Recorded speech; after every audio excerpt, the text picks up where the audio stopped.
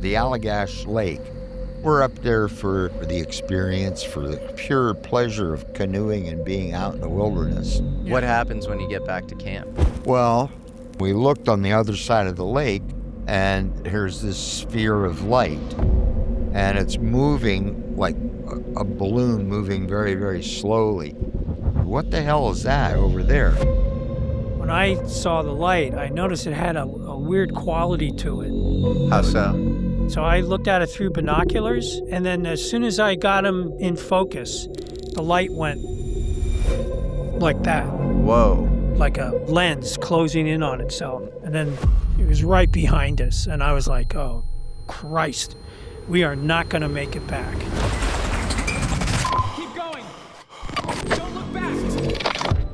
And then I'm struggling to get up, and I see this face bending down to look into my eyes, and they began a clinical examination of me. So you were laying horizontally. What did the table feel like? Very sterile, an emergency room setting in a way. What did the beings look like? A bulbous head with large eyes, no nose like us, slit area in the chin. Are you freaking out? Freaking out, I'm beyond freaked out. Do you know if you have Rh negative blood? I do. There you go. And then they came for me. I was terrified. He kind of like reached up in the air with his long, thin, articulated arms. And he had this thing in his hand that looked like a flattened hockey puck. And they put one on the outside of each one of my shins, and then I couldn't move my legs. Oh my God. On his legs, for several years, hair didn't grow there. It was like a bald patch on its Whoa, legs. really? Yeah, both shins. And his identical twin brother, Jack, had tumors growing in the exact spots. Didn't even get a damn t-shirt. I mean, no souvenirs. Ignition sequence start. How is this possible? Nothing too unusual about that. Their existence cannot longer be denied.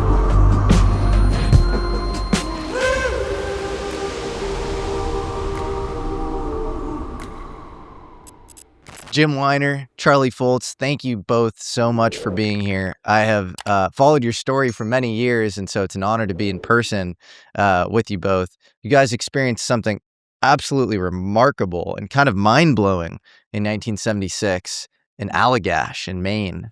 Yeah, on the Allagash water system, yeah. And it was you two, and it was His your identical twin my brother. identical twin brother, Jack. and And then another guy. another guy, another friend. And okay, so let's set the scene. What is going on in your lives at the time? So you're in your mid-20s. Well, I was a college student at the time, going to college on the GI Bill.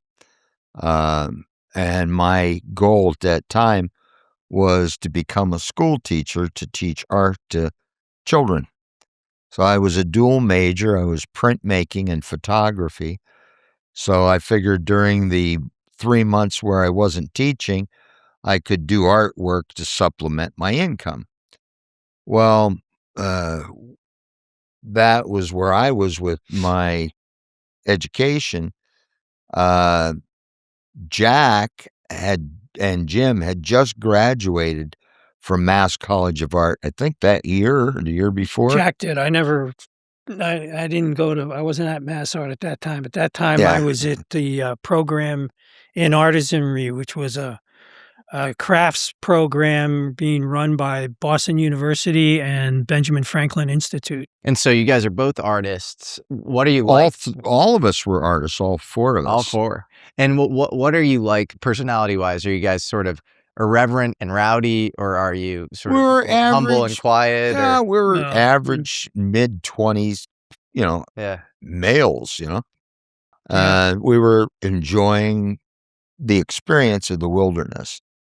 We had started planning a trip the previous year, acquiring gear, just slowly accumulating all the gear that we would need, plus the meals ready to eat type of pre-packaged food that we brought along with us as well. And you guys were pretty good outdoorsmen, right? You had some skills when it came to kind of surviving outdoors on your own. Well, yeah, kind of. I mean, grew up fishing out in the country, doing fishing, camping, that sort of thing. Where did you live at the time? Was it in Maine or in Massachusetts? No, or? we were living in Boston. I was You're in going to Boston, college. okay. I was living in Brookline, actually, Okay. at that time. And the twins were my next door neighbors, literally. Yeah. Just on the other side of the driveway was their house. So you guys have known each other for a very long time. Over 50 years. Yeah, over a half century. That's yeah. wild. Yeah, I mean, at that time, I was studying ceramics at the program in artisanry. I was working with two amazing potters. One's name was Bill Sachs, who was a potter in Western Massachusetts, out in West Hadley. The other one was a guy named Rich. What was Rich's? Richard Hirsch, who was a master raku potter. And are you guys best friends? Oh yeah, What, him and me? Yeah. yeah, I don't know this guy. Yeah. Yeah. Sounds like a one-way situation. Yeah. Yeah. evil brother. Yeah, sorry, Jim. You got the short end of Yeah, the stick here. it's okay. Yeah. I'm used to it. So you guys clearly there's a lot of prep work that goes into this trip. You guys are kind of, figuring out the food situation. Yep. What equipment we needed, what Equipment. clothing, being prepared for the weather because it was at the end of the summer.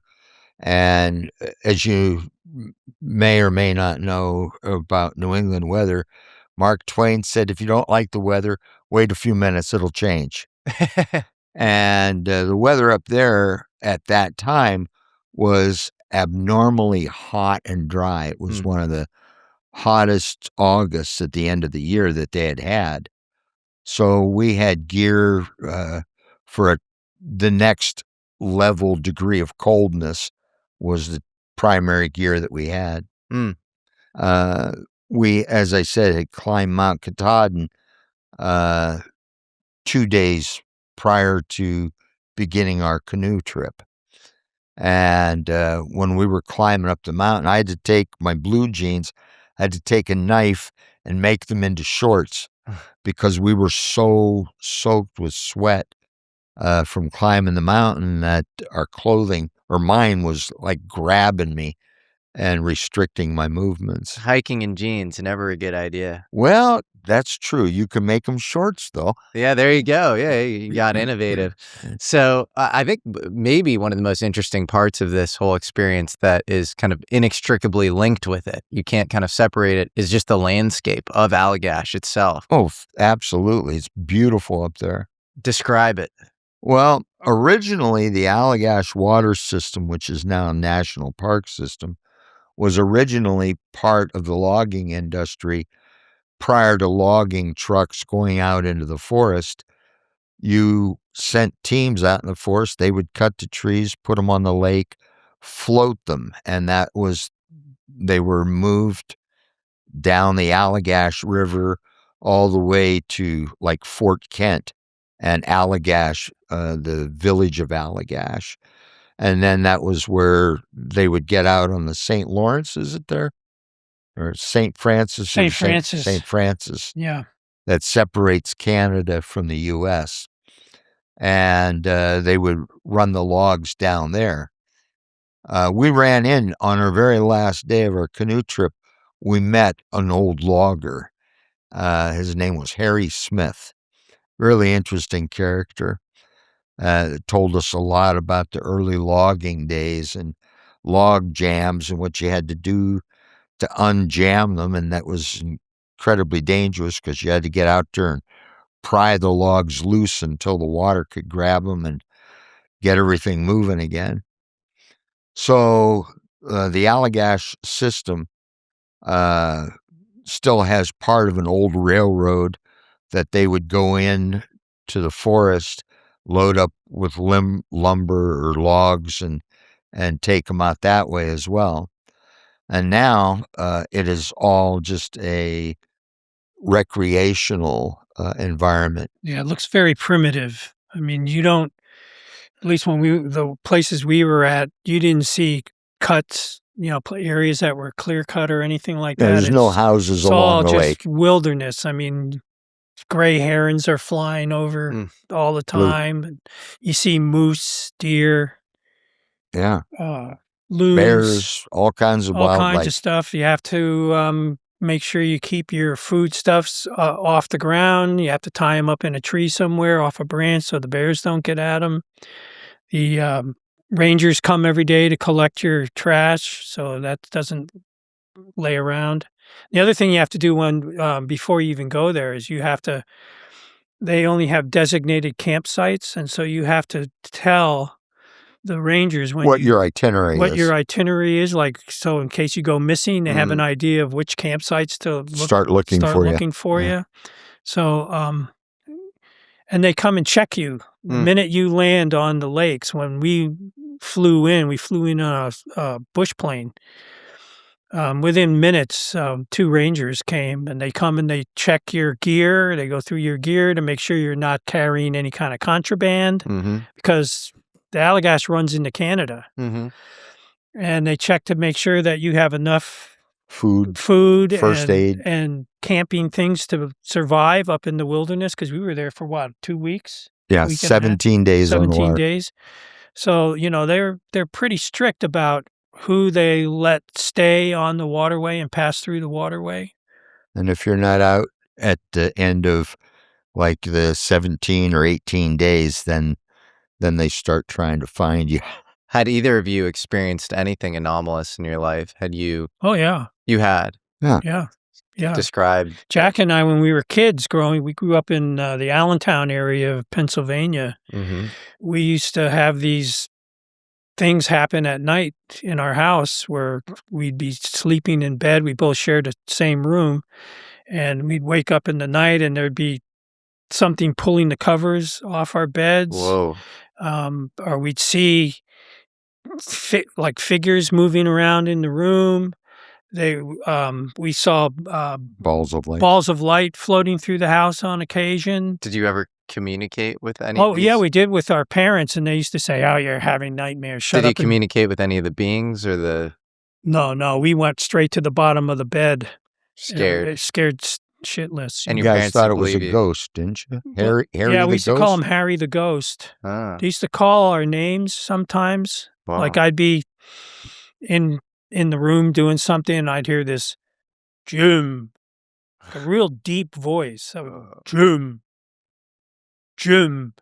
And I always thought it was my father. Was there any history either to the house you were in or to your family? No, my father built the house himself. Anything around your family experiencing paranormal stuff prior to this? But my parents saw a being in their bedroom one night. Okay. A hooded being in their bedroom. A hooded being. Which I never knew until Ray Fowler interviewed her. Whoa. And then she reported it to Ray. And so she wasn't open about it with you. She was open about it to Ray Fowler. She was open about it to Ray. We'll get you, but he's a never mentioned it to us. Wild. So, we used to have to be knocking on the walls at night when we try to sleep.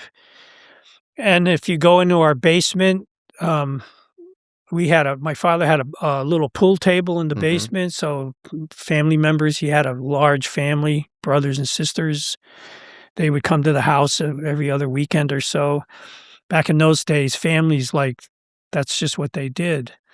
Super random question, but do you know if you have Rh negative blood? I do. There you go. Yeah, my brother and I have Rh negative. And you did too, and your dad did. No, my Not dad. you. Your dad did, but you did. You do. Jack and I both have Rh negative. That's fascinating because that's a commonality among experiencers, this missing protein that seems to, for whatever reason. Well, when we were 6 years old, we both broke our arms within a day of one another. Like when you have identical twins, if something happens to one twin, you wait a few hours, it'll happen to the other one. It's like some entanglement. Yeah, system. it's definitely entanglement there. Anyway, we had both broken our wrists. And opposite arms, too. Opposite arms. Same fracture location. In those days, it's literally entanglement. Yeah, in those days, doctors came to your home. Yeah. We had a family doctor that, would come to your home if you called them. And so I was in just unbelievable pain. I was in unbearable pain. So they called the doctor, and the doctor came to the house, and he said, well, I'm just going to knock him out because if you can't handle the pain, I mean, I was flipping out. So he gave me a shot of something to knock me out, and a minute later, Jack goes out cold. I don't know exactly what AG1 is doing in my body, but I do know that my microtubules are online. I'm not saying I can feel the force, but my chakras have definitely auto-aligned. In fact, I used to think I had 7 chakras, just like everybody else. And then I drank AG1. Now I have 50. Just kidding. But I did used to wake up feeling stiff and groggy like my brain's on airplane mode. And then I started one habit, 1 scoop in 8 ounces of water. It's a multivitamin, a prebiotic, a probiotic, and with its adaptogens, it's the only green powder I'd ever bring to a skiff. Shout out Chris Ramsey. I take this in the morning and it's the easiest upgrade I've ever made. My favorite flavor is berry, but honestly, they're all good. AG1 has over 50,000 verified 5-star reviews and comes with a 90-day money-back guarantee. Go to drinkag1.com/alchemy to get their best offer and get 3 free AG1 travel packs, plus free vitamin D3 plus K2 and AG1's welcome kit with your first AG1 subscription order. That's drinkag1.com/alchemy. Again, that's drinkag1.com/alchemy. We're linking that in the description. Thank you so much to AG1 for sponsoring today's episode. Jack goes out cold. Whoa. And I'm sitting there, and the doctor, they actually wrote it up. He wrote up a report, and they wrote it up in one of the local newspapers. And shortly after that, these 2 guys showed up at our house. And they wanted to talk to my father and mother. And they claimed that they were from some institute somewhere that was studying twins, and they wanted to take Jack and I away to study us. What institute? I don't know which. Is it called the Round Table Institute? I don't remember the name of it. Do you remember where it was? It may have been Duke. The Rhine Institute. It may have been the Ryan, but I'm not. Don't quote me. But anyway, they what claimed what year was this? This was so we were late 50s. Yeah, well, the Rhine Institute ended in 1960. Late 50s. Anyway, my father it could have been freaked out. Yeah. And literally threw them both out of the house and said, if you ever come here again, or if I ever see you around my kids again, I will. Well, it's fascinating because that time in history was when children started to be tested in programs that were kind of adjacent to MK Ultra, but also, they were interested in UFO stuff too. There was a guy named Andrei Puharich. I don't know if you're familiar with him, but he was an early kind of architect of MK Ultra. He was a Northwestern scientist, and I think he was a medical student there, but just got very interested in consciousness. And he had a place in Ossining in upstate New York, and he recruited what he called the Space Kids, and it was like a camp for high psychic ability children. And they would often, channel these beings they would call the Nine, these sort of, alien entities. The first set of what really were the Space Kids were younger. Some of them were 7 years old up to 12 or in teens. Interesting. So I wonder if you were, who being knows? tracked. Maybe they were tracking us. Did that eventually evolve into Montauk? So Montauk, I believe, was, I think it would have been around the same time. I think it would have been, 50s, 60s. I believe that there was like this machinery they found at Montauk, and blanking on the name of the author of the book, but Preston something. Could be. I had the book at one time, and I've given it away already. Yeah. But that's sort of, the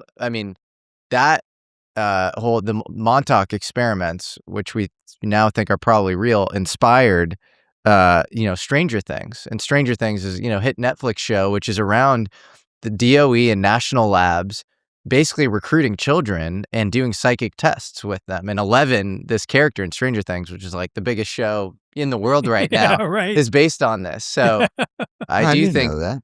Yeah. It's fascinating. Yeah. So maybe they were trying to recruit. They may have had something to do with it, but my father didn't like these 2 people at all. Yeah, I don't blame him. So that happened when we were kids. And then in 1973, in the spring of 1973, I was attending Mansfield State College in upstate Pennsylvania. It's almost on the border of Pennsylvania and New York State. Teachers College, and I was an undergraduate there, and they were involved in this project with beavers because they were having problems with every time a big storm would come through, they'd have a lot of flooding. There was a river up there. I forget the name of it, but it would flood and ruin everything. And so they decided what they were going to do was parachute beavers into the countryside all around it. It's really up in an area of Pennsylvania that's really wild. In fact, they filmed the Deer Hunter movie. Was that the name of it? Yeah. Deer Hunter. Yep. Yeah, that's where they filmed it. It's like you can walk for 75 miles in any direction up there, and you don't see a single house. It's really primitive. Interesting. Anyway, so they got me and two other friends of mine up there involved with this, where they parachuted these beavers. They parachuted in beavers. Yeah, they parachuted in beavers to build beaver dams to control the water table. Wow. Which I thought was a great idea. Oh. Because how else do you get into the water table when there's nothing there except trees and forest? And so what we had to do, myself and my two friends, and they had other students doing this, was we had to go out into like all these old logging roads and whatever and find beavers and, put them in a database. So I was out one day with these two friends of mine, and we're driving around a little VW Bug. We're driving around looking for beavers. I don't think we even found any. But we were coming back, and it had just become nighttime. And we were driving through some pasture. It was this huge pasture with two ruts for tractor ruts in it. And we were driving, and it was dark, but up there in that part of Pennsylvania, it's what do they call the night sky places, where like you can go out and look Clear skies, or it's like where virgin black. There's no light pollution, and so we were driving across. We were lost, and we were driving across this pasture, this huge pasture, and on the end of the pasture there was a tree line, and so we were going towards this tree line, and then I looked up above the trees, and I noticed there was this group of stars that looked like the Little Dipper, except they were moving, and they were moving in a really strange way. It was like, instead of like just going in a constant plane pace or plane, they were tumbling like a slinky. They were maintaining the dipper shape. There was probably 6 or 8 of these lights. They looked like, bright stars, but they were tumbling end over end, and it was coming like right down towards where we were. And then I was like, what the heck is that? So I stopped the car. I said, we got to get out and look at this thing. So the three of us got out of the car, and we're watching this thing, and it's just walking out of the sky, like right for us. And then all of a sudden, out of nowhere, this car comes opposite us on this tractor rut. So we're like, oh, Jesus. So the car gets around us. And then at one point, it was like on a hill. And when the car lights went up, it hit these lights up in the sky, and then they stopped coming down towards us, and they started going parallel to us. And while they kept maintaining this tumbling thing, except they were changing shape. Like they were, it was like they would go in. At one point, they were like a V shape, and then another point, it was more like an amoeba type shape. But it just kept tumbling end over end the whole time. So I said, "Let's signal it," because it was only 1,000, maybe 2,000. It wasn't that far up in the sky. And so I had a flashlight in my glove compartment, and I took the flashlight out and I blinked the flashlight, and all of a sudden, one of these starlight lights like went off like a big amber flash bulb, and this like it turned into like a tube of light, almost like a blob of toothpaste kind of light came out of it. And then it did a couple more tumbles, and then this is the first time I've ever seen anything like this. It was going like this, tumbling, and then all of a sudden it just reversed. It didn't stop and wait. One blink of an eye, it just stopped and then it just reversed itself, and then it walked back up into the sky and disappeared. That was in 1973. Fascinating. Yeah. Wow. So that was a year before, or that was 3 years before this Allagash event. Yeah. So you had like this whole kind of backdrop of anomalous experiences, multiple. Yeah, except that we never subscribed them to UFOs. UFOs. I mean, we grew up in, grew up in farm country in Pennsylvania. It was just like ghosts or weird ghosts or, lights in the sky. Lights in the sky, it could have been, helicopters for all we knew, I didn't know what it was. And so nobody talked about UFOs and those, I grew up in a family that was Conservative. very conservative. So like we didn't talk about ghosts unless something weird happened, and then my father would say, "Oh ghost. yeah, that's the Harry. only ghost." Don't worry about it. It's only Harry the ghost." So he would dismiss it, but he had a name for this ghost. Yeah, because that's how much it would appear. we called him Harry. Interesting. Yeah. Okay, so you guys, let's cut back to 76. You guys are at Allagash. You do this, sort of beautiful landscape. Sounds like they have a rigorous protocol for kind of onboarding you, to camping out there. You get there. At what point do you start canoeing?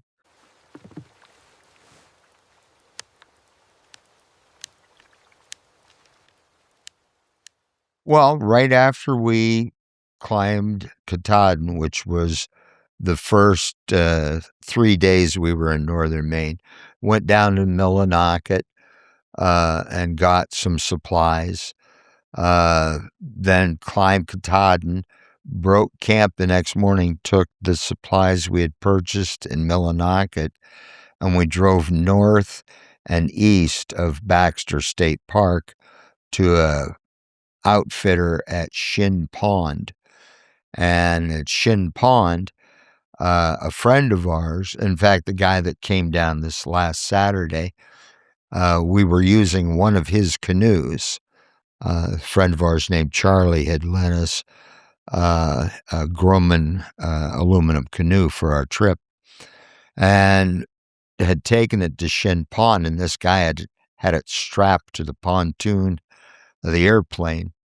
So he would take 2 passengers and the gear for those 2 guys and the canoe. And that's all he could put in that little plane besides him. I had a Volkswagen Beetle that had a far more complex instrument panel than this airplane had. Yes. It was as simple could be. You got a choke, you got an oil pressure gauge, and you got a gas gauge, and that was it. Yeah. We had 2 canoes, the one that our friend loaned us, and then we brought another. Rented one, yeah. Describe your first anomalous sighting on the canoe. Well, the first sighting we saw of it was on our second day on the lake system. We were on Chamberlain Lake.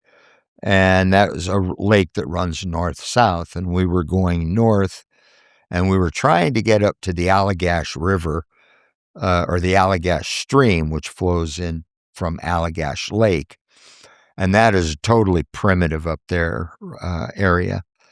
The only way you can get up there is by poling up the river, and we didn't know how to pole, but we attempted paddling, but didn't do us any good. Yeah. However, to get back to the first sighting, we had passed 2 teenagers on our way north, and they were fooling around on a little island, and we got up to this site called Mud Pond, and we didn't want to camp with other people. There were people across from us in a sheltered area from the wind.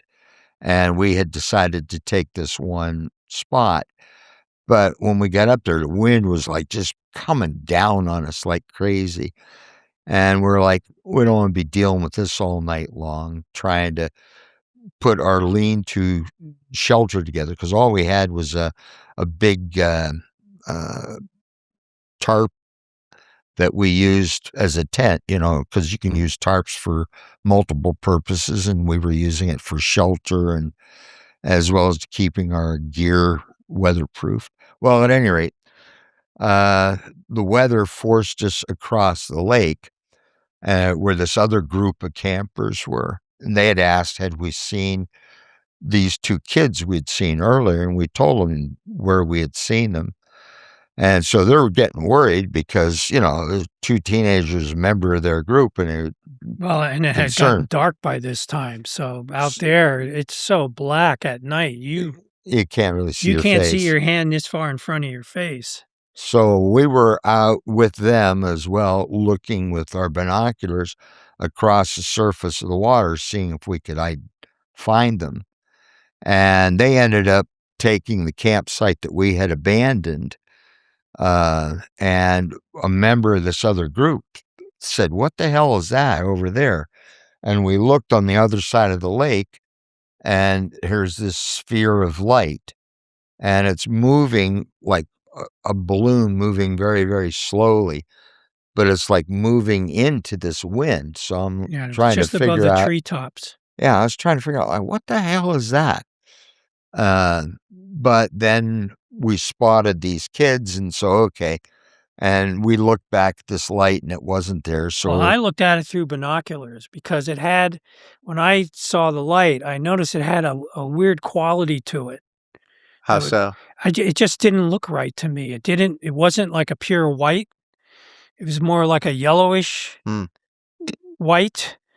And there's just something about it that didn't seem right to me. So I looked at it through binoculars, and then as soon as I got them in focus, the light went like that, like a lens closing in on itself, and then it just vanished. And I thought, well, that's kind of weird, but I didn't think anything more about it because we had to set up camp. So, it was just this weird light, but I had never seen a light do that before. Like just implode in on itself. Wait 48 hours. Right. You'll see it again. And what was odd, which we didn't know at the time, but it was like the direction that it was in line to us was over Eagle Lake. The area that we were camping at 2 days later. So it was almost like it knew where you were going. Well, it was like patrolling that area or something. It was patrolling the area. That's interesting. That reminds me of when you hear Commander David Fravor from his 2004 Nimitz incident, and he says, we were, dispatched to go check out this Tic Tac object, and then the Tic Tac was already at the rendezvous point that he was going to next. It was like they sort of know your intent or something, your trajectory. Or it had been there for a while because there was a witness, logger who had witnessed this same craft up in that same area that they were logging.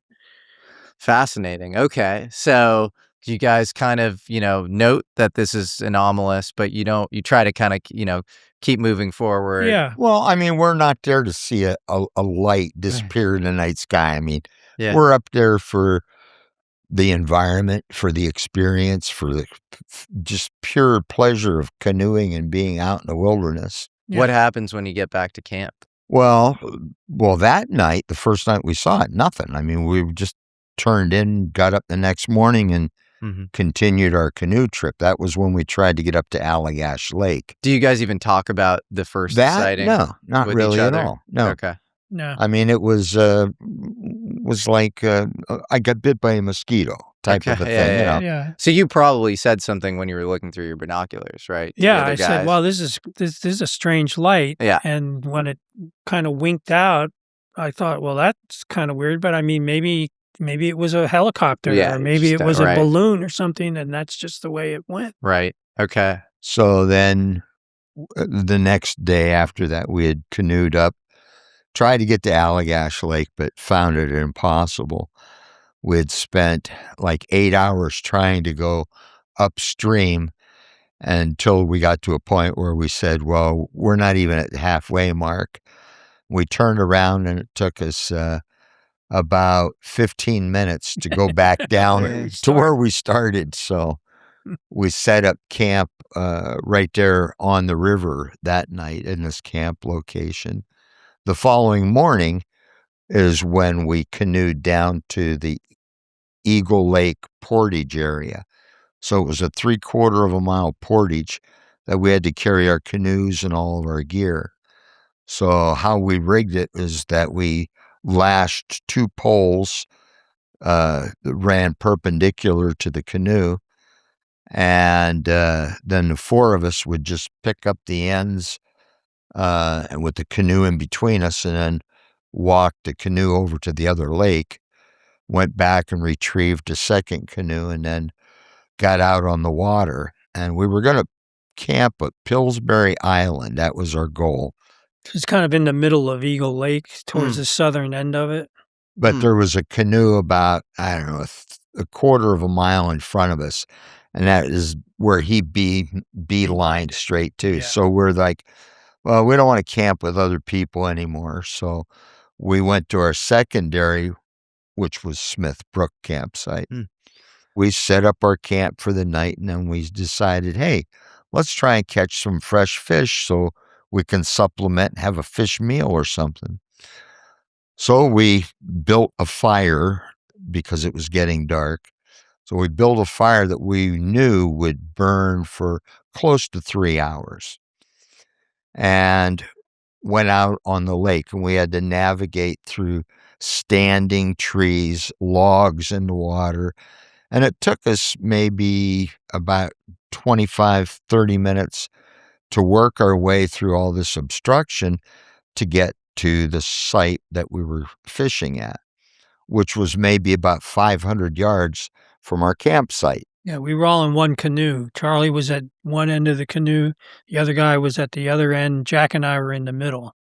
And so all we had was paddles and fishing poles, and that was it. You know, and a flashlight. And a flashlight. So I'm setting up in the front of the canoe, and, you know, we're having no luck at all fishing when the other guy goes, "What the F is that?" As you know, we have a new starship. Of course, we have a healthcare center on board. Ask what my new favorite product in it is? iRestore's Illumina face mask.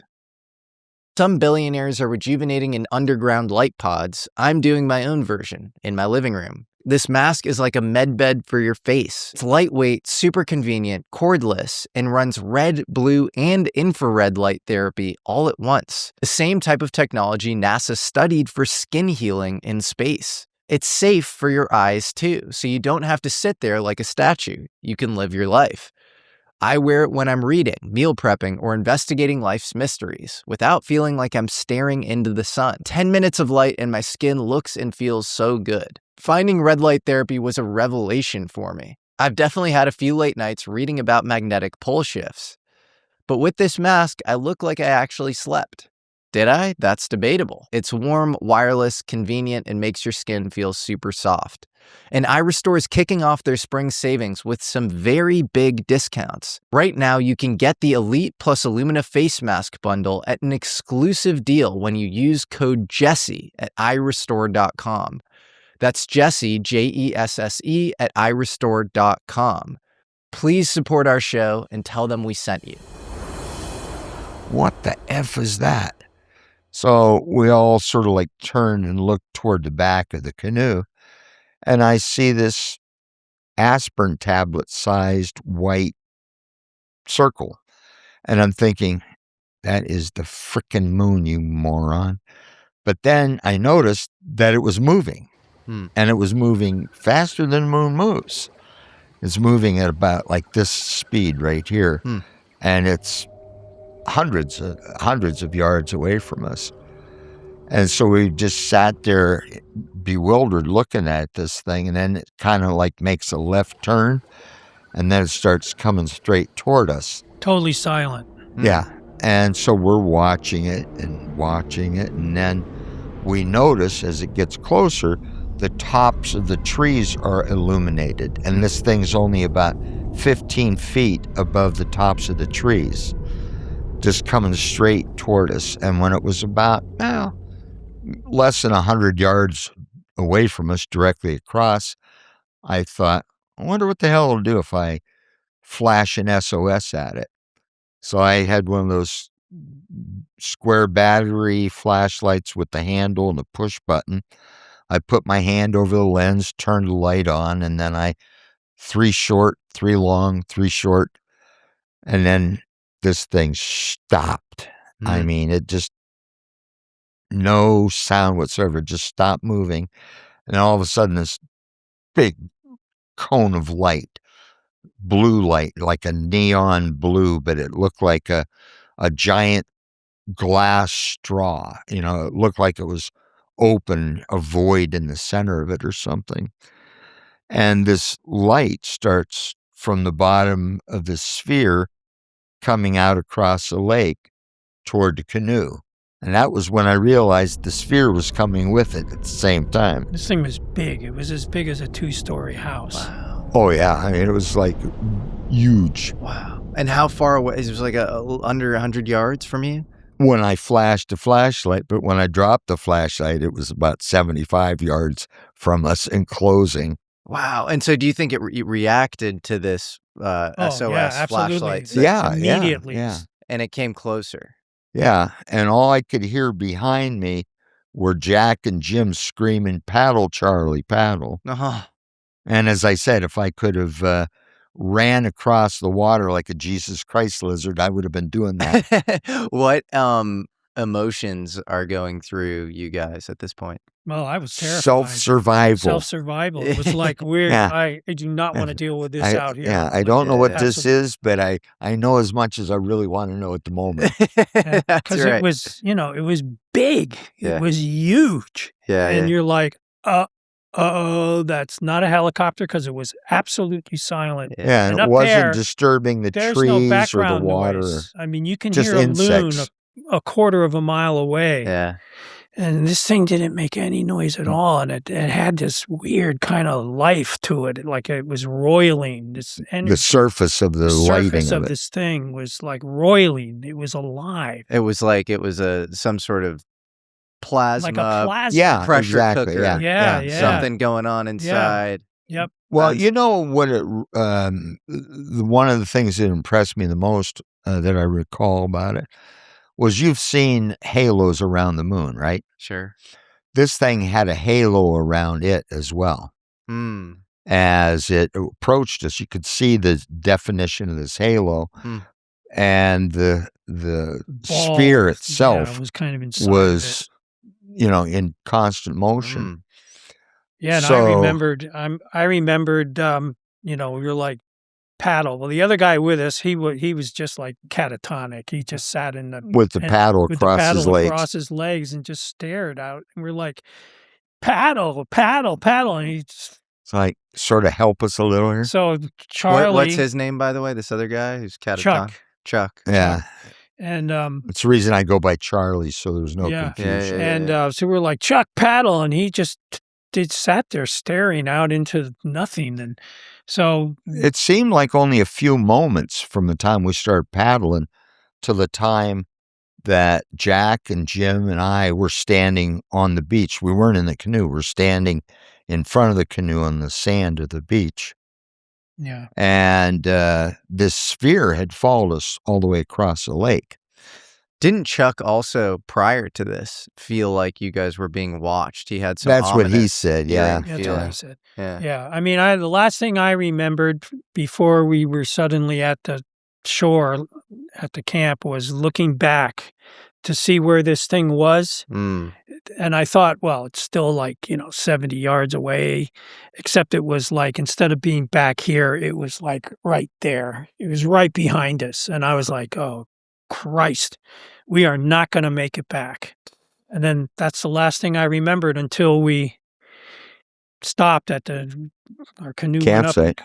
went up on the shore of the campsite, and So there's a little blackout period, little sort of missing time. Yeah. Where, Well, like, yeah, but I in your mean, memory at least, where well, I mean, but the thing about it is in total context, we weren't aware of anything like this at the time. at the time. But I mean, but now recalling it, you remember this bright plasma-like object 75 yards away. oh, after you no, lost we the SOS. remembered the whole plasma incident like it just happened last night. And then you remember that, and then it just And it- sort of flashes directly to like you're going up onto shore and Right. to the campsite. There's nothing in between nothing that in in your between there. memory. No. As a matter of fact, I had a very vivid memory of my eyes focused on that campfire, and that was all that was my goal, my objective Mm. was to reach that site, because that was the only indicator of where a campsite was.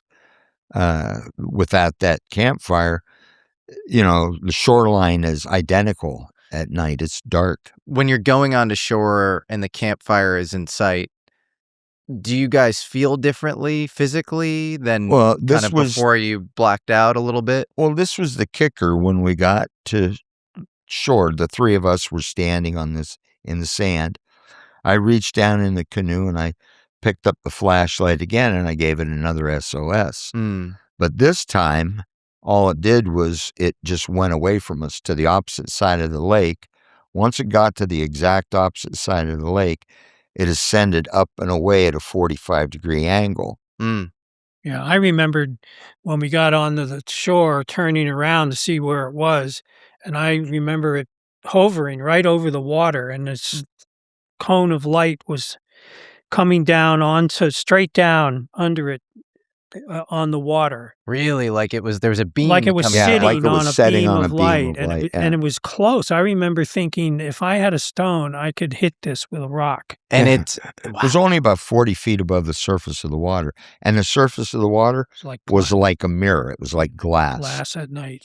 And then it did that same winking out. I remember it looking Well, that at was this, when it went up in the Yeah. sky. and then it just went, and then it, and when you could see it sort of close up, could you make out how big it was and the shape? It was circular. it was still a spherical. sphere. It was Spherical, still yeah. spherical. It was still, and it was still boiling. like maybe 2.5-story house. Do you have a sense of the triple diameter? decker. Yeah, triple 80 decker feet stuff. Like 80 diameter feet in somewhere. diameter. Yeah, Yeah. easy. And was it always kind of white light, or did That's it how I change remember colors? it, kind of a and whitish yellow. What And the best example I could give you to envision what we saw would be go into a dark room with a 25-watt light bulb. Mhm. Look at the light, or turn the light bulb on, look at it, turn it off, and then close your eyes. The after image that you have would be about as close to Mm. what we saw as I can think of, for Oh. example. Fascinating. So you guys are going on the shore, and you flash the SOS again, and the thing kind of Just zooms off. goes across the lake and begins to ascend up and away from us. Yeah, when it went, it flew weird. I remember it reminded me of like when you have a Frisbee Mm. and you're tossing a Frisbee back and forth, and sometimes the Frisbee will go and at it'll a certain, skip up. and then skips up and then keeps going and then it skips up again. That's how this thing, it was like it was going up a stairway. What happens when you get back to camp? Well, this is while we're in camp watching this thing going up. Okay. For some reason, I felt that this thing was about to take off at a high rate of speed. So I took the flashlight, which I was still holding in my hand once I had signaled it the second time, and I looked at the sweep hand on my watch, noting to where the sweep hand was, or the second hand. And then I looked back up at this thing, and then it shot off into the night sky. So I didn't observe it skipping. I just meant that probably happened when I was looking at my wristwatch. But when that thing took off, within 8 seconds of the time I spotted the sweep hand till the time the thing was a pinpoint of light in the night sky, 8 seconds had elapsed. Mm. And I turned and I looked at the campfire. The campfire had flames about 1 inch high. The campfire had completely burned out. But I didn't say, "Oh my God, what happened to the fire?" I mean, because fires burn out. You expect that. But I was puzzled by the fact that the fire was exhausted. So I asked everybody, should I throw some wood on the fire and build it up? And they're like, "Fuck the fire, man. I'm exhausted. I'm going." And I all of a sudden just felt exhausted. So it was like that adrenaline that puts you into the afterburner rocket across the lake to get back to your shoreline safety. That adrenaline is now dissipated and exhaustion hits you. That's the way it felt like. But you somehow intuited that this thing was going to shoot off, that you felt like you had a sort of premonition. But I didn't know why at that time. It took us going through hypnotic regression to learn the answer to that. And the fire is significant too, right? Yeah, extremely so. So explain that. Well, the fact that we had only been out on the water less than 30 minutes when we encountered this thing. So it should have taken us about 20 minutes to get back to shore, but it seemed like it only took a few moments for us to get back to shore. And when we got back to shore, the fire was extinguished. So that was a 3-hour period of time that is that missing time that everybody talks about. And the fire initially was set, it was an intense fire. It was blazing. Yeah. It acted like a lighthouse. Because, I mean, you have to have a point of reference to get back to if you're going to be out on the water at night, because as he had said before, you can feel the heat from your hand, but you can't see your hand. So this was a bonfire explicitly for visibility at far distances. Correct. It was going to be big. Yeah. And so but not so big that it would start a forest. Well, I mean, if it would have been windy, that would have been a different thing, but it wasn't windy at all that night. Concern about it. I mean, it's called a long burning fire, or sometimes an upside down fire. You build it to burn a long time rather than quickly. Yeah. And the fact that this was basically out by the time that you guys got there, or all but out, shows you that maybe there was some missing time involved. Well, but we didn't think about it. That was so because weird. Fires burn out. This is a pattern that you notice in retrospect after piecing everything together. Yeah, in fact, we hadn't even, made that connection. It was Ray Fowler that made the connection. He said, "This is missing time," where you knew you were paddling toward a fire that you were looking at, but yet when you got there, the fire was out. That's also a common trope with alien abductions. You have, Travis Walton coming back with a fully grown beard. Yeah. And actually, it was 1 year before you guys, right? It was 75? 75. 9 months. 9 months before you. Okay. Us. Yeah. And I had never heard of Travis at that time. We didn't know about Travis then. Oh, yeah. And then, we didn't know about anybody back then. We didn't know about any of this shit back then. I mean, we were novices. It was all new. Yeah. Which is one of the reasons we were so intent, as I said to James, to share this knowledge with the world. Yes. I mean, something comes down into my neighborhood and kicks my butt, and I can't do nothing about it. I want people to know, Did you guys report it to? Oh, yeah. We the very reported next to day, Rangers. when the ranger came to collect our trash, we said, "Hey, did anybody see anything weird last night?" And he's like, "What do you mean?" Yeah. I have that Maine accent, And we told him what we saw, and he was like, He kind of gave us this weird look. "Yeah." He said, "Well, I don't know what you guys were smoking last night. No, he but, didn't say if I that. were you, I'd stop." And we were like, "No, this is something that we really saw. This thing was like how could somebody else not see it? And in fact, we asked other people when we passed other people on the lake system, we said, hey, did you see anything weird, last night or a couple of nights ago? They'd say, nah, we were all in bed by, sundown. And you guys had 6 more days, right, on the hike, on the No, trip, no, on the we camping had trip? like about 2 more weeks. Yeah, Oh, We you had- weeks. you guys had 2 more weeks on this trip. yeah. So how much does this change the dynamic between you guys? Are you guys talking about this a lot? Well, or- that night we didn't talk about it one word. We just more or less all drifted off. Forget about the fire, everybody said. So we all drifted off, climbed in our sleeping bags and, closed our eyes. And then the next morning, as we're breaking camp and eating, the only thing we could talk about was this thing. What the hell was it? It happened to me in the woods. I was hiking solo. New year, no phone, no gear. I was just trying to find myself. That's when I saw it. Something glowing, silent, descending through the trees. A UFO. And stepping out from it wasn't an alien or an android.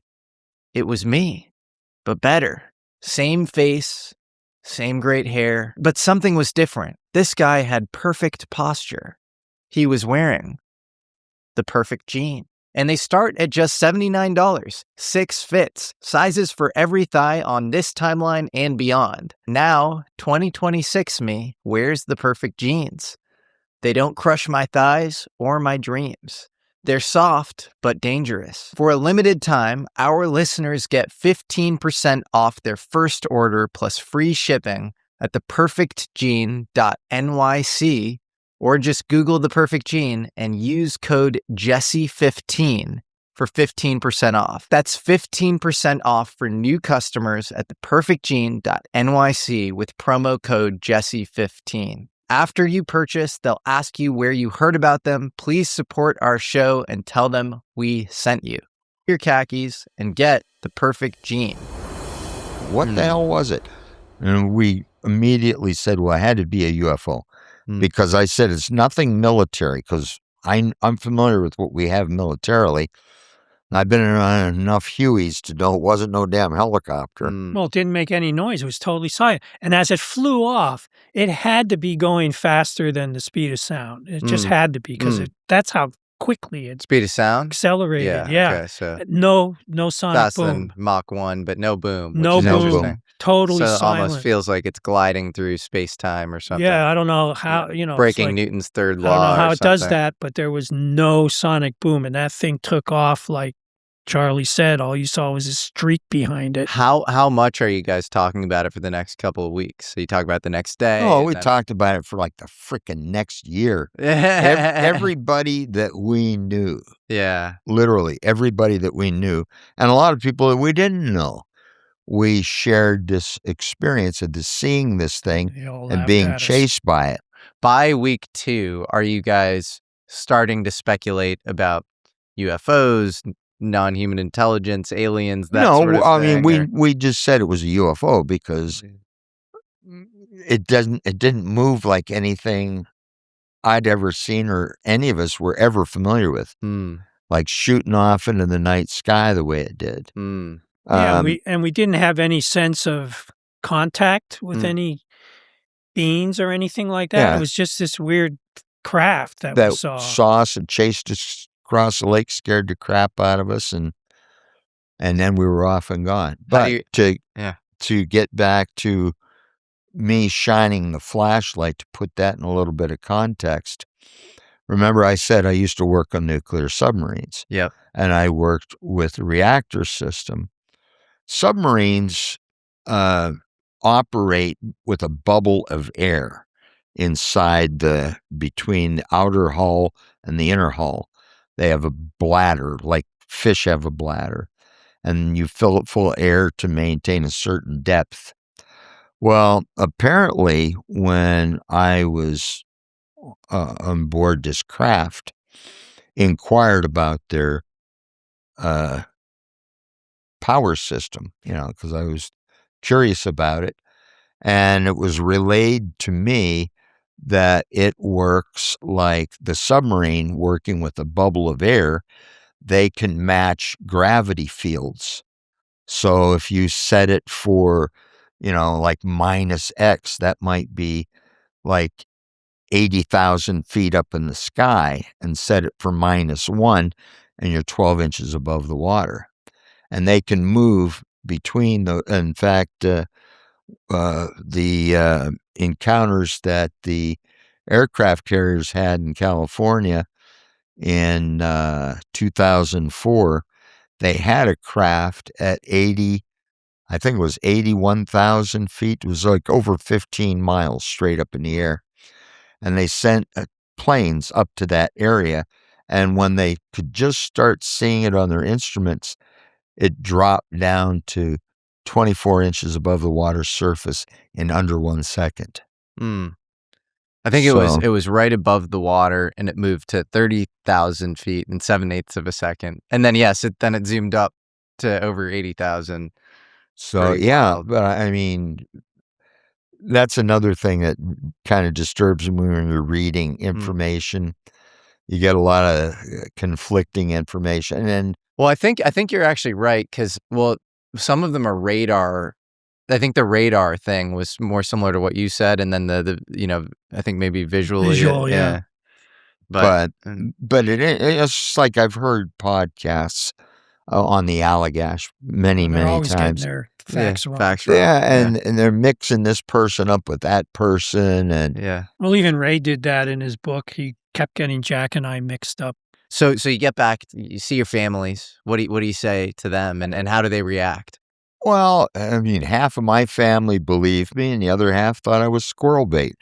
You know what squirrel bait is, don't you? No, what's squirrel bait? Nuts. That's funny. There you go. So, but over the last 50 years, and most especially over the last 15 years, there's so much more information coming forward. So many more reliable, credible people are coming forward. Like the Prime Minister from Canada, Paul Hellyer, came forward describing his UFOs, the information he had. The Supreme Air Force commander of the Belgian military, decades ago, way before we were even aware of Ray Fowler, came forward and said these things People were like real. Gordon Cooper. Well, Gordon Cooper, who was one of the Mercury 7 astronauts, Jim and I gave a presentation in Portsmouth, Maine in 1995, was it? It's either 5 or 6. And 96, I think it was, yeah. And Gordon Cooper was one of the speakers as well. And we spent basically the weekend with Gordon Cooper. He shared with us that in 1957 that he was on the base and they had a craft physically land on the base. So he was in a Jeep with 3 photographers, a cinematographer who had a 16 millimeter movie camera and he was shooting film, 35 millimeter photographer was shooting film, and a 4x5 press camera photographer. And he said when they drove straight out, there was this sort of like kind of like a tic-tac shape thing that was on the ground on tripod. And when they approached, the legs like retracted back into it, and then it just went straight up in the air. When they were within about 300 or 400 yards, it just went vertically straight up. And I said, well, what did the films look like? And Gordon said, never saw them. As soon as we got back, they were all confiscated. And this saucer flew right over them and put down 3 little gear and landed out on the dry lake bed. And they went out to, picked up their cameras and moved on out toward him filming. And he lifted off, put the gear back in the well, and climbed out at a very high rate of speed and disappeared. That is so nuts. Yeah, well, he, I think, spent more time in space than anybody prior to him in the Mercury. Oh, mission. yeah, right, yeah. yeah. He was one of the Mercury 7. Yeah. Fascinating. Did he say anything else to you? Well, about seeing when they were orbiting, he saw, well, not they, each astronaut orbited by themselves. And, because if they only had 7 astronauts, they only had 7 capsules. So Yep. Cooper said that he had witnessed, and I guess he was on the radio back with the ground control. And then they, like they often do, switch to another radio frequency to get off of the public radio frequencies. Who the hell did we meet? Some guy from Australia that had been recording, and when they switched to a different channel, he was able to switch, and because he knew where that channel was, and he switched over to that channel, and he recorded some of the interchange going back and forth. It's amazing how much information is out there and has been out there, but it was just in tighter circles. The circles are expanding now. Yeah, I think that's right. But Gordon Cooper is saying that he literally experienced a UFO while he was orbiting Earth. Yeah. As an astronaut. Yeah. In the Mercury missions. Right. That's amazing. And he had seen that one before the Mercury program, because the Mercury program didn't start until I think like 59. 58, yeah. 58, 59. And so by 1969, when we landed on the moon, I was stationed over in Europe. I remember that night incredibly well because all the bars, it was nighttime for us over there. All the bars were open, and they all had these tiny little black and white TVs that were all snowy, and we're watching the astronauts on the moon. So we all grabbed our beers or whatever we were drinking, and we went out into the streets, thousands of us Americans, and we're all toasting the guys on the moon with our beers. Now the moon belongs to us because we got our flag there. That's funny. So, but did he just describe this UFO that he saw at all while he was orbiting Earth with the other astronauts, or just that it had come in proximity with him, and I think he said it was green, if I'm not mistaken, but I don't know. I might be confusing that with other astronauts that had encounters. So you guys still have some missing puzzle pieces with your own experience for a decade plus, right? For 12 or so years. Easily. Yeah. We never really started looking at it until the late 80s. So what exactly kind of spurred catalyst? What was the catalyst to Jim piece together and more? Jack both at the same time in 2 different states. Jim lived in Massachusetts, Jack in Vermont with his wife. They both started experiencing these identical nightmares. And similar. Enough. Yeah, I don't know if they were identical, but for lack of a better word, they were identical in as much as they had the same 4 people, the 2 twins, me, and the other guy. Yeah. And so back to the entanglement thing, you guys are experiencing the same things at the same time. But even then we didn't know what was going on. I remember he used to say, man, I had like a really strange dream last night where there were like these things, these like humanoid things. And I was like, yeah, Jack, come on, it's a nightmare. I have them too. Yeah. I have the same kind of dreams. It's just a nightmare. Don't worry about it. And it was you, Charlie, Jack, and Chuck in the dream, just like it was you 4 at Allagash in exactly. the 70s. Yeah. That was the only time that we had ever done anything together like that. I mean, and so the dream is just you guys are sitting there, and what happens? Like being in a doctor's office. Strange things are being done to you with no explanation. So are you guys on a craft? Well, we somewhere. After the hypnotic regression, we discovered that we It seems We as were on we this were on a craft, apparently. Yeah. So you're having dreams that are sort of adjacent to or Flashbacks. point to something else having occurred, and then that catalyzes this desire to get a hypnotic regression. well, Jim had an injury, and he developed epilepsy, temporal lobic epilepsy, and he was having a lot of seizure activity.